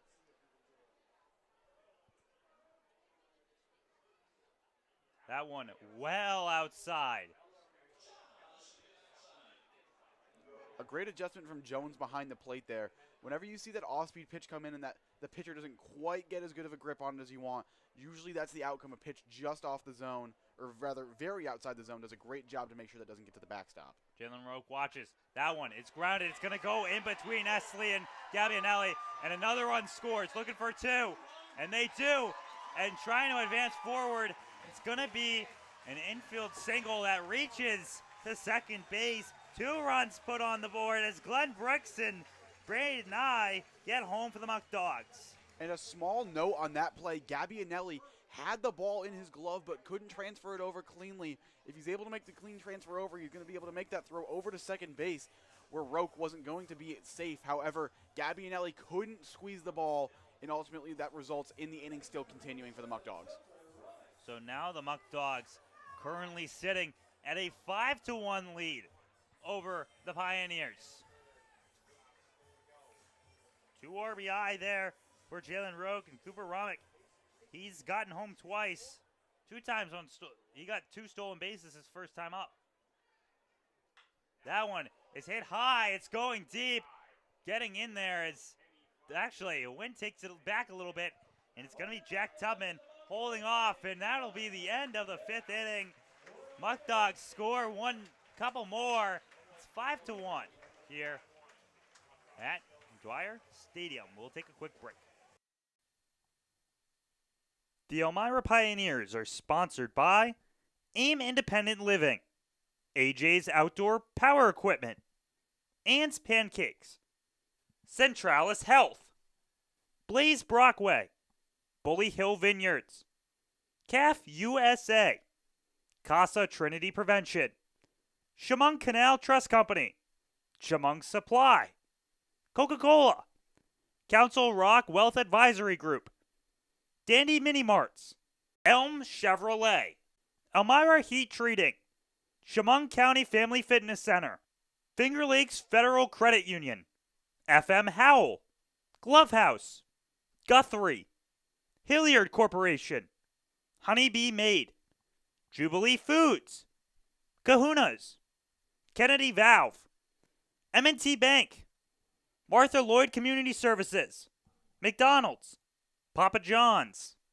Pathways, Pinecroft, Rodney J. Strange, ServPro, Serve You Credit Union, Sheddens, Solutions Credit Union, Southern Tier Custom Fabricators, Susan Minchin Dentistry, Swan Morse Insurance, Texas Roadhouse, Tom South Corning Collision, the United States Army, the United States Navy, Vasco Brands, Wegmans, Wise Markets, Well Now Urgent Care, WETM, Wiggle 100, and Woodbrook Assisted Living. Thank you for sponsoring the Elmira Pioneers, and go Pios.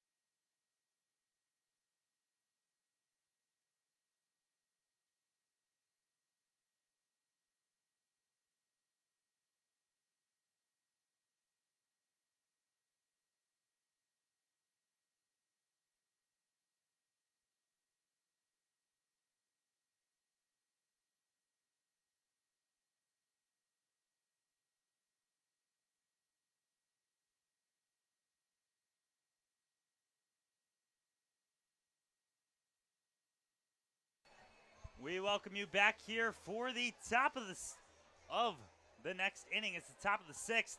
Anthony Labonte here inside the press box. And I got a special guest for this top half of the inning.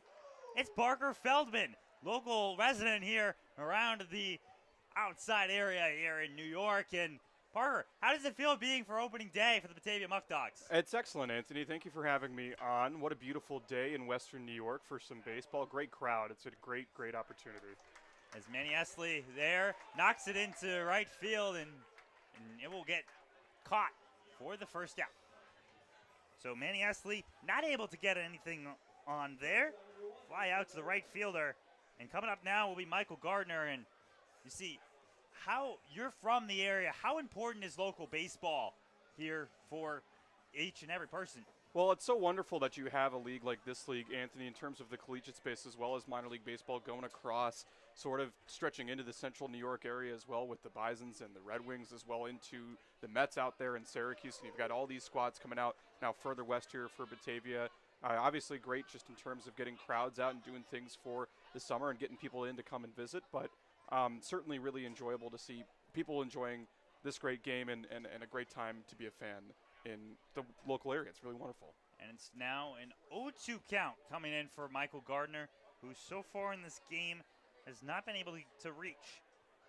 As the pitch comes in here, there from Chandler, it's fouled off, and you've seen plenty of baseball in your time, Parker. You've seen it on all different levels, from collegiate to minors to majors. How would you describe the fans here for both Elmira and Batavia? Because they're clearly something different. Yeah, I've been impressed with just how passionate it is. Of course, it's opening day, so you're going to be bound to draw some fans that may not be some of the lifers. But, yeah, nonetheless, just you getting into it kind of every pitch, especially from the visiting side. They want to have every bit of success that the team does, and that's important. I bet the players really enjoy playing in that environment as well. And, you know, having a good crowd when you're away from home, wherever these players might come from collegiately, not used to this. They want to get into it, especially early in the season, and the fans do a great job at supporting that as a franchise. It's really great. And 1-2 count fouled off, and There's a great book written about here in Batavia and the trying to get just that baseball presence in here as that one's grounded over. The throw on coming from Miles Monell. They say that he is off there, safe at first base. So Gardner gets on first, and the Elmira Pioneers look to now try and get a run and come back here down by 4. But once again, so great book written about the place, and you hear people read that book, and now they're calling the tickets admission office and saying, how can I get my ticket for the Elmira Pioneers, or how can I get my ticket for the Batavia Muckdogs? And what do you think that sort of kind of media attention brings to all these sides? Yeah, you love to see that, especially people that are locals, that are lifers, that are passionate about the sport. You know, you get to meet so many people kind of traveling around and hear great stories about where they were in their college days and what they were doing for summers like this. But a lot of them, I think the common theme is, Anthony, is that they stick around. They like to stick around with the franchises that gave them their opportunity to kind of be at home and make a new place and make a new space for them within the game. And it's huge. Kickoff attempt not in time. He's ruled safe. And as you hear the crowd and not too pleased with that call, however, they're not the ones making it. It's the men in blue. And so it remains 0-1, 1 out. And that fan dynamic, as we were stating, just such a big factor. All of the noise coming in, helping them out, especially helping Gavin Chandler here today, Parker. Yeah, it's awesome. They're so close to the field here in Batavia, and I gotta love to see that. Just again, a passionate community having a minor league team kind of come through, and then having that collegiate summer at least stick around to be in the same stadium, wear the same uniform, same franchise marquee, and all that great stuff. It's important, and again, I think it's obviously a huge contributor to the success and why they've been here for so long. And 1-2 count now, and you're from a strong sports area in Buffalo. How does that compare to places like Batavia and Elmira with their local teams? Yeah, you got to be, honestly, it's really not too different. Of course, the size and that sort of thing, but as they say, it's really not the size of the dog in the fight, it's the size of the fight in the dog. And they travel well, fans here, in terms of having passion for their sports teams. It's great. And every area, I think, is really similar to back home for And me. speaking of dogs, Muckdogs not able to make the throw over there. It's a stolen base coming in by Michael Gardner. He holds off, and now man on second base. Opportunity knocking for Brett Baker. Brett Baker yesterday 3 for 4 has not gotten a hit here today. Stare down, 1-2 count. That one outside, ball 2. That's a tough pitch to take here for the Pioneers, but you see so much history happening between both these two squads. The historic Dunn Field, of course, Babe Ruth, Lou Gehrig playing there. Dwyer Field, who hasn't played at Dwyer Field? It's minor league systems coming in and out, and that's what they've been doing here, is holding on to hope for the fans. As that one there goes out to left field, and it's held on there by Kyle Vaughn. Once again, every single team, they say this is all for the fans, but would you say that it's a little bit different when it comes to these teams, that the fans really make the sport? Well, I think that's definitely a factor as well in terms of where these players kind of wind up finding themselves. You see in the introductions for both teams, the returning players, and the fans get excited when they hear a new name. They get excited for some of where those connections are. I know that we've had a few on the Muckdog lineup here tonight, and I assume it's the same for Elmira, that are returners. So I think you get used to being in an environment like this. It kind of helps build your character, and it connects back to your play on the field as well. These guys are great ball players, and it's entertaining. I think everyone is really engaged in what's going on. Promotions, everything, the whole get-up as to making a production out of it. Really, really enjoyable to watch, and it makes a big difference. Well, Parker, we thank you for joining us here. A pitching change coming in for the Muckdogs as Gavin Chandler gets a standing ovation. That leads us to a brief pause. When we come back, more here from Dwyer Field.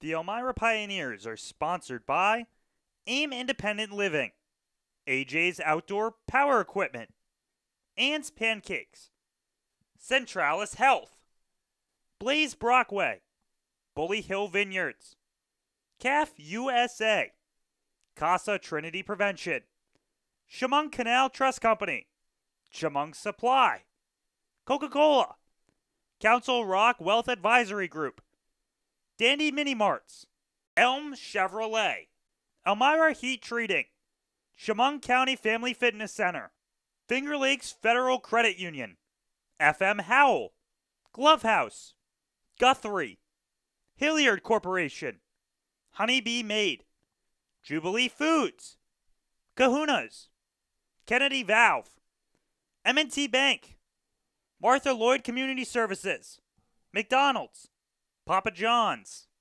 Pathways, Pinecroft, Rodney J. Strange, ServPro, Serve You Credit Union, Sheddens, Solutions Credit Union, Southern Tier Custom Fabricators, Susan Minchin Dentistry, Swan Morse Insurance, Texas Roadhouse, Tom South Corning Collision, the United States Army, the United States Navy, Vasco Brands, Wegmans, Wise Markets, Well Now Urgent Care, WETM, Wiggle 100, and Woodbrook Assisted Living.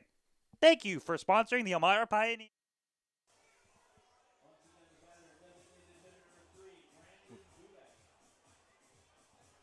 We welcome you back here to Dwyer Stadium for this matchup between the Elmira Pioneers and the Batavia Muckdogs. As a new pitcher comes into this one, it's Mason Davey, the right-hander.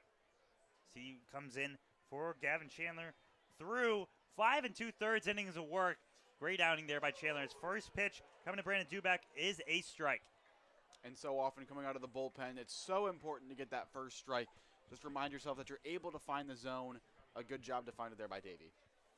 As Davey looks back and he throws through, and that's going to be for a ball. Yeah, I mean, for some people coming out in relief, it's something where you tell the batter, do not swing in case it's going to be a ball, because oftentimes you have a little bit of trouble finding the zone. 1-1 count. Outside, ball 2, 2-1. And yeah, going back to that, it's so often just because that reliever is going in the bullpen, they're trying to get amped up, they're trying to get themselves ready for their outing. And so oftentimes we see them go into a game and they're so amped up that the first pitch doesn't even come close to the zone. Stare back, throw down. That one's fouled away. Inside, Wayne H. Fuller press box here at Dwyer Field.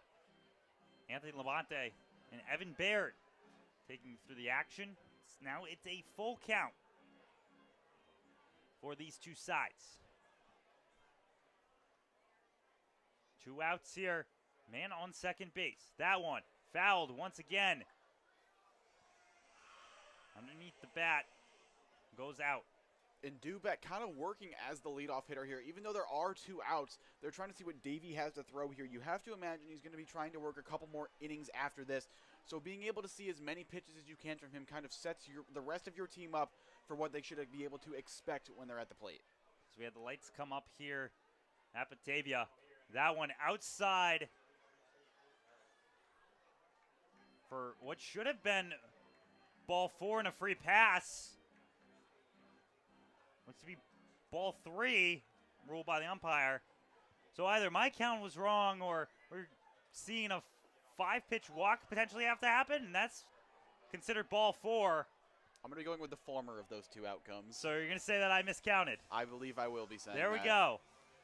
You heard it here, folks. Evan Baird has said that I do not know how to count, but either way, it's 4 balls coming in, and it's a walk for the Pioneers. And it's a big at-bat coming up here for Jack Tubman. Just got to be able to do anything you can to get something across the board here. Staring down a 4-run deficit is never fun, but you also have to realize you can't get it all back in one swing here. Just trying to get 1 or 2 back does the job. Outside pitch, ball 1. So pitch is there, going for balls. Allowing opportunity as Mason Davey came in, following 5 2/3 innings of work by Gavin Chandler. Strong outing from the Muckdog. Southpaw Muckdog there. 2-0 count now. And Davey kind of following the pattern we saw from Zahowski coming out of the bullpen and not quite being able to locate as well as you would like to be able to coming out of it. Now he'll step off. Step off there. Comes in and trying to keep things rolling here. See, all the fans in the stands here, so we are seeing with their Muckdogs merchandise, keeps things rolling. 3-0 count now. Like we were talking with Parker and with Jake, you know, Evan, all these fans so excited when the Muckdogs are in town. Yeah, and I mean, these fans here, these leagues mean so much to them. We saw it with Elmira last night. So many fans in the crowd there. And we see it again here tonight. Just, a great showing here. These fans love their local baseball. 3-1 now. The pitch, too high, and there goes Tubman. He's taking his walk over. Now the bases are loaded. And for Alex Davis, this is a huge at-bat here, as it'll be coming after a mound visit, which means the idea here is you just kind of go out, try and settle the pitcher down a little bit, remind him why he's out there, remind him he's out there to throw strikes, remind him he's out there to try and let the batters make contact, remind him his defense is behind him to make a play. So I could definitely see this being a bit of a more different at-bat in the sense that we could see Davis kind of getting attacked more from Davey than we just saw from Tubman and Dubek. A right-hander currently working in the pen right now for Batavia. Well, we'll get you a number on that one very soon, but they come out here from the visit as things keep rolling here. That man in the pen there potentially getting ready to go in, but either way, what Batavia wants is to get this last out. What Elmira wants is these ducks on the pond to come on home. 2 outs now for Alex Davis. Step, throw, strike, numero uno. And Davis, he does see the first pitch strike as anticipated coming out of the mound visit. But at the plate, he has to remind himself he could tie the game with one swing, but you can't get so far ahead of yourself here with 2 outs. You have to do anything you can to get a run across. Pitch in there for strike number 2. Both times coming in, and Davis keeps the bat on his shoulder. Now an 0-2 count. This is where you have to start thinking as the hitter, unless if it's clearly outside, you cannot let the umpire decide if it's a strikeout. That one fouled. And a good job to foul that one off. We saw 2 straight off speeds to begin the at-bat here, and a good job there. Again, a similar pitch in a similar spot. Just a great job to foul it off and stay alive. Alex Davis doing what he can at the plate. Ryan Gabinelli in the on-deck circle. Here comes the throw. It's outside for ball 1. 1-2 count. And that's not a bad pitch there from Davey. He's been working that outer part of the plate with the off-speed. So trying to go with a fastball there. See if you can get a swing and a miss. Just a good job there to lay off by Davis. Davey came in with only 1 runner on. He has not gotten the last out as that one is swung on and missed for strike number 3. Batavia gets out of the inning in the bases loaded jam. We step aside. Bottom half coming up shortly.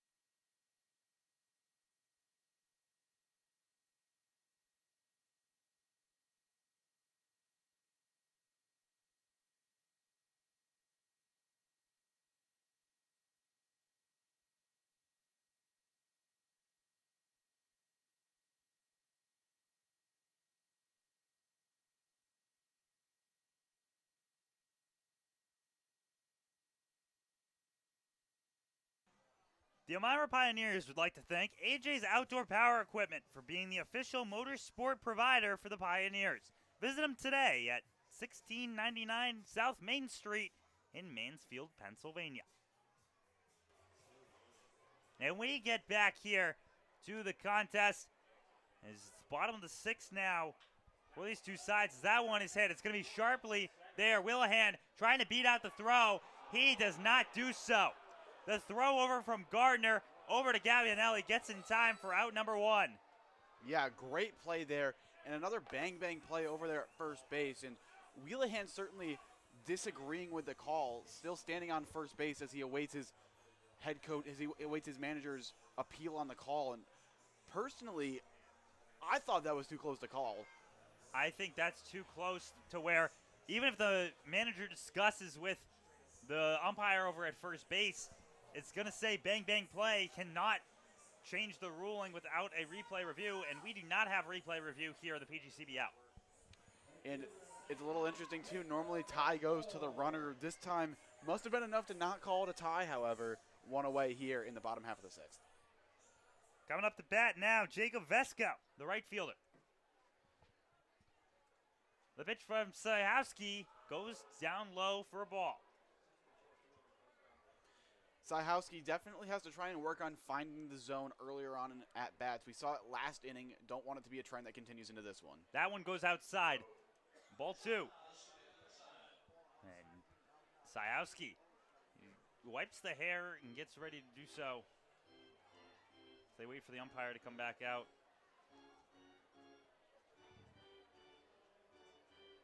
Jacob Vesco gets down low in his stance as he has so far today. He had a sacrifice fly earlier, ended up scoring a run.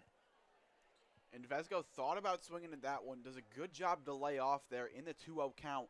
Definitely not a pitch you want to swing at in a 2-0 count, as a lot of times that sort of pitch will lead to a lazy ground ball in the infield. Now he finds himself in a 3-0 count. That one right down Main Street for strike number one.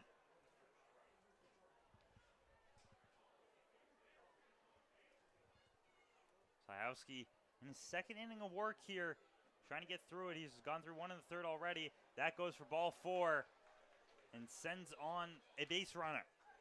And Jacob Vesco, he gets on base for his first time today. And Lennon Hugh comes up. Last time up, he struck out. Sajowski got to try and find the zone here. Giving batters free bases is never something you want to do, especially when you're a reliever. It seems like the job description of a relief pitcher is to get outs no matter how you can. If you can do it more efficiently, that's ideal. However, creating base runners for free is the last thing you want to do on the mound. So stare down here comes. Sajowski looks towards the opposition here. That one's hit high. Landon Hugh slings it opposite side of the field over to left side. Who picks it up for the out is Jack Tubman. Yeah, good play there by Tubman. Didn't look like he had a great beat on it to start, but that one just hung up long enough for him to get over and get under it. A good job to recover and a good job to get the second out for Sajowski. Kyle Vaughn comes up. Last time up, he had a single. He stole a base, and he ended up getting all the way home. And Hugh fly out there to left field. Now Sajowski just needs one more out to get out of getting that first runner. They say that it was fouled off. Strike one. Yeah, a little confusing there to see the lack of urgency from the catcher on a ball that goes to the backstop. There's your explanation why. The umpire put his hand up to rule for the dead ball, making sure that there's no running from Vesco. Sajowski throws it high. That's a pitch-out situation over to Manny, who can't get a grab on it. And all of a sudden, what looked to be just a single stolen base to second moves all the way to third. As the pitch comes a little bit off, Vesco steals two. Yeah, and Ryan Jones, in those types of situations, you just have to, get a better throw ultimately. We didn't see a great jump out there from Vesco. And whenever the base runner doesn't get a fantastic jump, as a catcher, you have to be able to make the play on that. Just can't make a good throw, and Esley can't dig it out. Looks over. Sajowski 90 feet away is run number 6 for the Muckdogs. That one's high. 2-1. And the last thing you want to do here if you're Sahowski, other than giving up the run, is give up a walk here. The last thing you want to do is give the Muckdogs another chance to run that half steal, double steal play where they've been so successful at scoring. Another high pitch. 3-1. I'd like to thank all of you viewers here today that make the Elmira Pioneers possible. As right now, Batavia leads 5-1. Bottom 6, 2 outs. 3-1 count. That one's in the dirt. Ball goes past, and Vesco struts his way home as Jones is not able to get it. A walk there for Kyle Vaughn, and a wild pitch brings home Vesco for a run. It is now 6-1. And if you're Sahowski, that right there is the worst case scenario.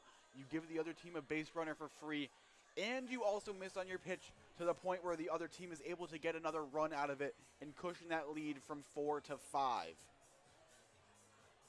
So Sahowski stays out here as a right-hander is warming in the pen for the Pioneers. That one, a pitch out, does not cause any sort of movement there from Kyle Vaughn.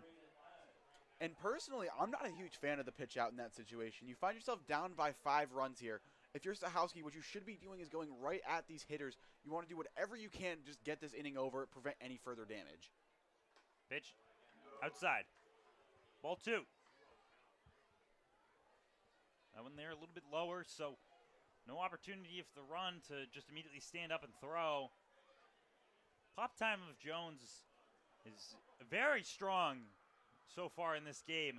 That one outside again, 3-0 count now. And that's now 3 straight pitches that Sahowski has missed. In this at-bat alone, if we go back to last at-bat, that number climbs even higher. So Sahowski definitely having trouble finding the strike zone so far. 3-0 now. Sahowski throws one just to get in there, and he does. 3-1 count. And again, another great 3-0 pitch that's been taken by the Muckdogs. Have to imagine that the scenario for the entire night is going to be taking those regardless, unless they find themselves trailing in the later innings. And Hugh Sahowski, too high. Ball goes past. Jones runs back and grabs it. It was a walk nonetheless, so man on first, man on second. And it feels like here you have to have a conversation with Sahowski. He's just been struggling to find any bit of the zone here and has definitely worked the Pioneers into a worse situation. And the hat goes off, ruling, hey, new arm, get ready to go. Sahowski will step out, and we will step aside here from Dwyer Field as the Pioneers currently trail 6-1. Batavia looking to knock towards a second straight victory. The Elmira Pioneers are sponsored by AIM Independent Living, AJ's Outdoor Power Equipment, Ann's Pancakes, Centralis Health, Blaze Brockway, Bully Hill Vineyards, CAF USA, Casa Trinity Prevention, Chemung Canal Trust Company, Chemung Supply, Coca-Cola, Council Rock Wealth Advisory Group, Dandy Mini Marts, Elm Chevrolet, Elmira Heat Treating, Chemung County Family Fitness Center, Finger Lakes Federal Credit Union, FM Howell, Glove House, Guthrie, Hilliard Corporation, Honeybee Made, Jubilee Foods, Kahuna's, Kennedy Valve, M&T Bank, Martha Lloyd Community Services, McDonald's, Papa John's, Pathways, Pinecroft, Rodney J. Strange, ServPro, Serve You Credit Union, Sheddens, Solutions Credit Union, Southern Tier Custom Fabricators, Susan Minchin Dentistry, Swan Morse Insurance, Texas Roadhouse, Tom South Corning Collision, the United States Army, the United States Navy, Vasco Brands, Wegmans, Wise Markets, Well Now Urgent Care, WETM, Wiggle 100, and Woodbrook Assisted Living. Thank you for sponsoring the Elmira Pioneers, and go Pios.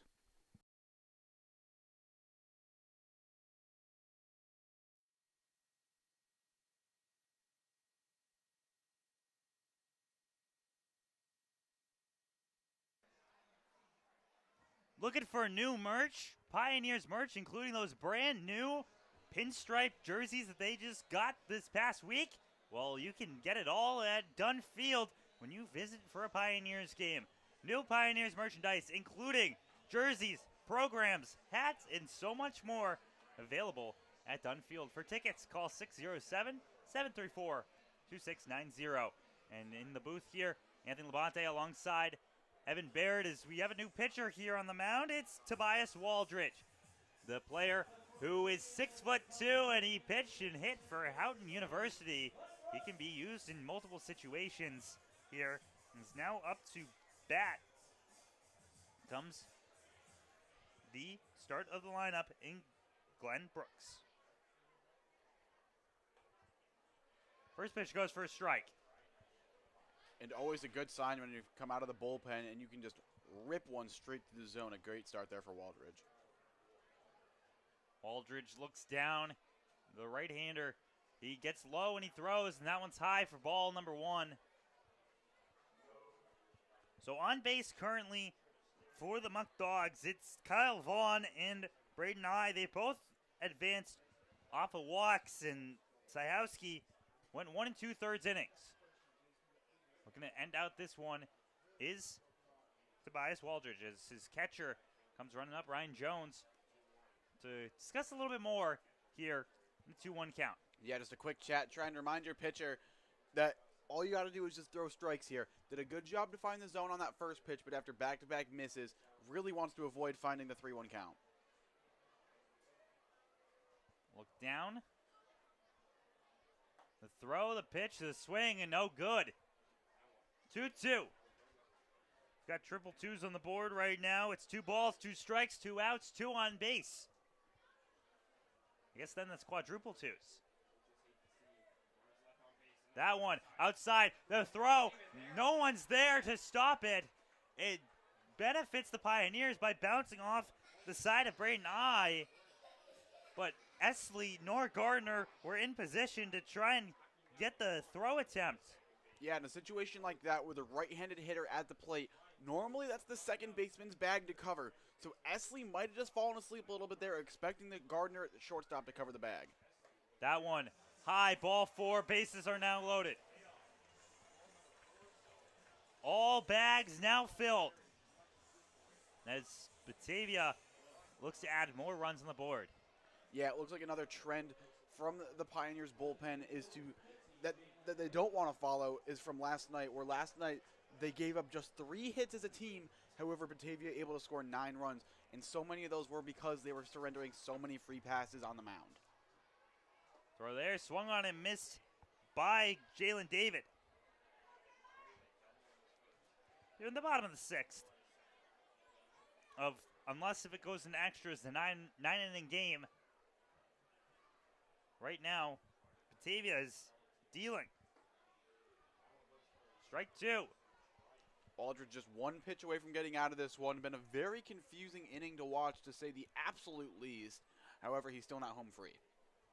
And that's a tough situation to inherit some runners for the pitcher. Is this one low? Jones has to grab it. They all run back. The throw goes to third base. It's too far. It goes past Davis, and all of a sudden, just a walk-on home comes from Kyle Vaughn, and Batavia puts another one on. Yeah, and that's going to likely be the second throwing error of the game coming from Jones behind the plate. Just had the runner dead to rights going back to third base, but rather than composing himself, taking the time to make the clean throw, he tries to rush it, and that leads to another run scoring for the Muckdogs. Not just the second throwing error of, as you hear that one, slam against the roof. Not just the second throwing error of the game, second throwing error of the inning. Yeah, it just seems inexcusable when you're giving the other team so many free bases out there. Jones got to work on those throws moving forward. Right here, Jalen David, he watches, he swings on that one. He gets underneath it. It goes well too high. Points up in the air. See who has it. And Esley does not. The ball falls on 2 outs, and you can hear the stomping as miscommunication on who's got the fly ball leads to a run scoring. Yeah, that's such an interesting ball because normally a pop-up on the infield, The last two people that should be catching it are the pitcher and the catcher. However, on that situation, that ball was hit in between the pitcher and the catcher. Esley did what he could to get to it. Gabbianelli did what he could to get to it. There's an unfortunate break there. And now we're going to have runners on the corners again for the Muckdogs. And another run scores. That makes it up to 8-0 lead for the Muckdogs. And all of a sudden, yet another game where the Muckdogs find innings to work as the throw goes down there to Manny. It's too low. It hits off the glove of Esley. And once again, the double steal ends up working. Another run crosses for the opposing side. Glenn Brooks is the one who gets home. Man on second now. And again, not a strong throw from Jones at all. That's his third rough throw of the inning. That one may not go as an error. However, that certainly did not benefit the Pioneers. That one's hit pop up. It goes over to Esley. Can't make the play on it by Monell. As he holds on, he throws home. He misses Jones. And all of a sudden, stretching the play out is Jalen David. And he moves all his way from a stolen base to an infield single. And he advances towards home. It's now 10-1. Muckdogs lead over the Pioneers. And if you're the Pioneers, this inning has been a nightmare. You could not have had a worse inning happen. There has not been a single baseball hit very hard in the inning here by the Muckdogs, but they've done a fantastic job of taking what the Pioneers are giving them, scoring 4 runs in the inning, capitalizing on 2 errors.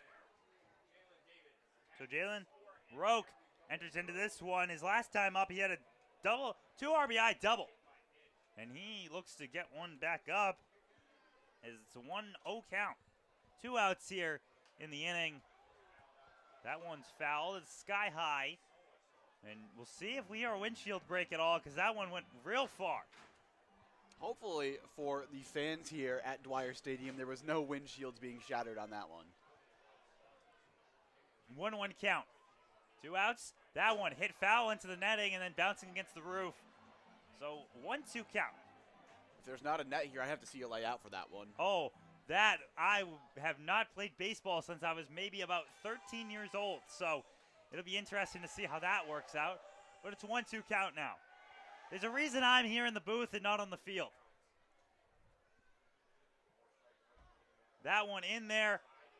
And Waldridge thought that he had the punch out. They ruled it a little too high. Not a bad pitch there at all from Waldridge. Tried to get the corner, did a great job trying to get it there, just didn't get the call.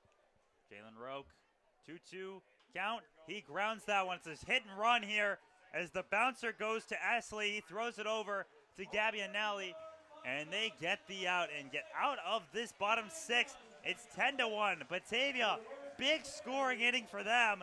They hope to continue the momentum throughout the rest of this one. We will step aside here from the press box. The Elmira Pioneers are sponsored by AIM Independent Living, AJ's Outdoor Power Equipment, Ann's Pancakes, Centralis Health, Blaze Brockway, Bully Hill Vineyards, CAF USA, Casa Trinity Prevention, Chemung Canal Trust Company, Chemung Supply, Coca-Cola, Council Rock Wealth Advisory Group, Dandy Mini Marts, Elm Chevrolet, Elmira Heat Treating, Chemung County Family Fitness Center, Finger Lakes Federal Credit Union, FM Howell, Glove House, Guthrie, Hilliard Corporation, Honeybee Maid, Jubilee Foods, Kahuna's, Kennedy Valve, M&T Bank, Martha Lloyd Community Services, McDonald's, Papa John's, Pathways, Pinecroft, Rodney J. Strange, ServPro, ServU Credit Union, Sheddens, Solutions Credit Union, Southern Tier Custom Fabricators, Susan Minchin Dentistry, Swan Morse Insurance, Texas Roadhouse, Tom South Corning Collision, the United States Army, the United States Navy, Vasco Brands, Wegmans, Wise Markets, Well Now Urgent Care, WETM, Wiggle 100, and Woodbrook Assisted Living. Thank you for sponsoring the Elmira Pioneers, and go Pios.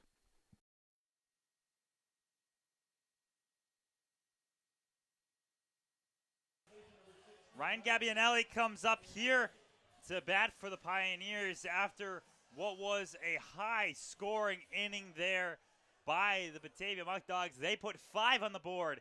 It's now 10-5 here, top 7 here at Dwyer Field. First pitch, that one's cracked. It's going to split in between the fielders, but the run over not quick enough by the ball. It goes for the first out. Nice play over there at short by Miles Monell. Off the bat, that one looked like it had center field written all over it. Did a good job to get to that one, make a clean throw over to first base to record the first out of the inning. First out of the inning comes as Tyson Gindred steps up to the plate to get things rolling. First pitch goes for a strike as Mason Davies stays on this mound following a 5 2/3 inning appearance by the left-hander Gavin Chandler. That one is fouled. 2 strikes now.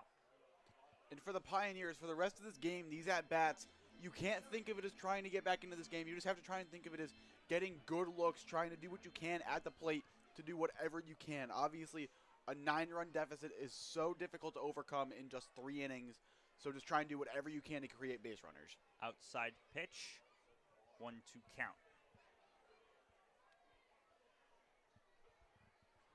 Next pitch, that one's fouled. Too strong there. Coming by way of Gindrich, as he so far in this contest has a single to his name. He wants to get a little bit more, cut this 9-run deficit down.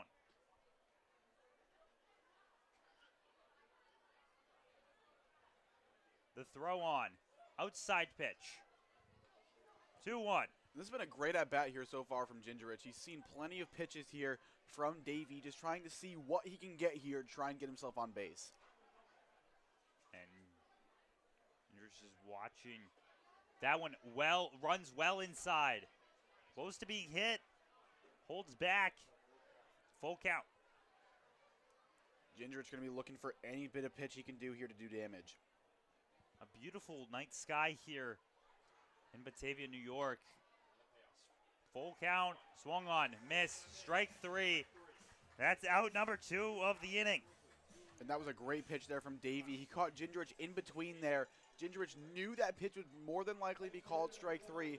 However, when he decided to swing, it was far too late, and he's retired for the second out of the inning. And drawing the line down there, Ryan Jones. He is the lone run to cross home plate for Elmira. Top 7 here. Mason Davey throws his first pitch too high. The curveball didn't break enough in. It'll be ball 1. Jones going to try and make up for those couple of errors in the last half of the inning here up for him at the plate. Outside pitch, ball 2. Jones keeping his way up here. Is the catching job's it's argued as one of the toughest jobs in sports, and I don't disagree with that. And now he's back at the plate to swing the bat. So he watches that one, 3-0. Yeah, I think there's a fair argument to be made that catcher is the toughest position to play in all of sports. However, with that said, I'm sure he would agree that doesn't quite excuse those couple of throws in the last inning. The cross of the plate, the wound through, the throw. Mason Davey gets a strike, and we haven't given enough credit to Mason Davey here so far. He's been having a very strong inning of work here, and he came in after such a strong outing by Gavin Chandler. Yeah, some fantastic pitching in this game from the Muckdogs. They've done everything they can to keep this Pioneers offense quiet. They've given up just 4 base hits in the game. That's a walk there. So, coming up now, Aubrey Peterson. He had that single earlier on. He's looking to do some more. Yeah, Peterson has been aggressive in the plate so far in this game. And coming off an at-bat where it was a walk, wouldn't be surprised to see him try and get a little more patient in this one. Swung on and missed, strike 1. That one he chased and he knew it. He steps out of the box and says a couple words to himself as he looks over towards his coach down the third base line. Yeah, Peterson, I'm sure, wants that one back. A pitcher struggling to find the zone a little bit. Have to wonder why he had the green light to swing at the first pitch. That one, he gets underneath that one. He drills that one. However, it's going to be too high and not far enough. It's going to be grabbed there by Glenn Brooks, and that's going to be out number 3. The Pioneers, they have to get ready because Batavia's looking to put another run on the board. And we'll see right after this break.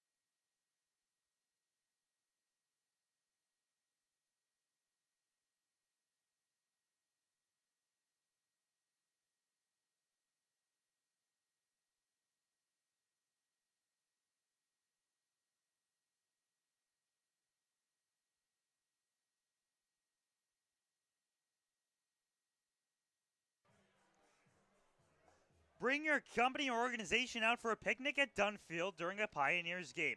All you can eat hamburgers, hot dogs, chips, baked beans, potato salad, and drinks included with ticket package. Sign your organization up today at the www.elmirapioneers.com. And so much great food to be had there at Dunfield, including some nachos. Nelly's nachos, they're Stitch's favorite, and Evan, they're your favorite as well. Yeah, you caught me sleeping there. Been snacking on some nachos throughout this game, and hey, can you blame me? They're fantastic. So once again, if you want some tickets as well, just for yourself, you can call in to the office, 607-734-2690. Once again, 607-734-2690. You know, I'm someone who loves area codes, and the 607 area code is just an awesome area code. You've got so many great places. You got Elmira, you got the area over here, you got Ithaca, and so many different spots. It's Who just could forget Johnson City, Johnson New York City, as New York. well? I could not forget Johnson City, New York, and encompasses all of it. As Lucas Rylander comes out to pitch for the Pioneers, as that one is fouled back. Batting now for the Muckdogs is Cooper Romick, the catcher. And Lucas Rylander, he replaces in for Tobias Waldridge, who threw just a third inning of work here. The look down and the throw. There for ball. Not a bad pitch there at all from Rylander. Tried to go front door with a breaking ball there. Just didn't quite snap back in time to catch the zone. So now it's 1-1 for the count. The throw from Rylander, up high. Ball 2. And Rylander here, you got to settle in. You got to be able to find the strike zone. The last thing you want is another leadoff base runner on base. You figure last inning the Muckdogs got the leadoff man on, and they wound up bringing 5 across in the frame. The 2-1 count. That one's fouled back. 2-2. 2-2 count. Lucas Rylander trying to get the first out of this bottom 7. Looks down, getting ready to step through. The pitch, low. Not a bad pitch there at all from Rylander. The idea is just get the curveball, get the swing over the top of it there from Romick. He does a great job, however, to lay off of it, and he works the count full. Full count now for the batter. Romick comes into this one. The payoff. The crack, it's going into left field. Not able to get on top of that one is Jack Tubman.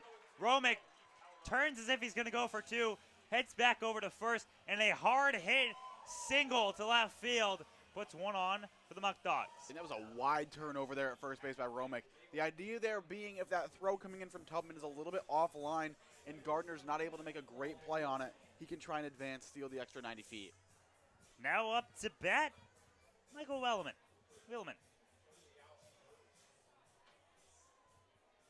Willian, he swings his bat back and gets ready to go with this one. The throw, that one's cracked, that one's high and deep, going towards the warning track, trying to get onto that one. Tubman does. He hits into the wall, and he throws that one back in. It's the first out of the inning. A hard hit fly ball towards the left field corner, and it's one out. And Wheelahan put a fantastic swing into that one. Put a charge into it. The furthest ball we've seen hit all day. Just a great beat on it there from Jack Tubman in left field. Does a good job to have a sense of where the wall is, but ultimately does a great job to haul that in for the out. Jacob Vesco now up. Still on first base is Cooper Romick. He wasn't able to tag up there. That one runs in for ball number 1. One out now here in the bottom of the 7th. Batavia leads 10-1. They look to get the sweep of the 2-game series. That one goes low. Elmira, they've got 2 innings to make up that deficit and hopefully split it. And that pitch ran very inside there on Vesco. Does a good job to just stay in the box. No, it's not going to hit him, but ultimately get the ball, put himself into a hitter's count. 2-0. The throw, that one's hit as well hard. It's going back to the warning track, and it is over the fence, hits the shed, and it's a home run. The Batavia Muckdogs get a home run off the bat of Jacob Vesco, their first home run of the season, and now all of a sudden it is 12-1, and it will be a walk-off. The Batavia Muckdogs run rule the Elmira Pioneers in a 12-1 victory. And that was just a well-hit ball that was sent out of the park. Yeah, Wheelahan put a charge into the ball before that. I thought that one had a chance to get out of here.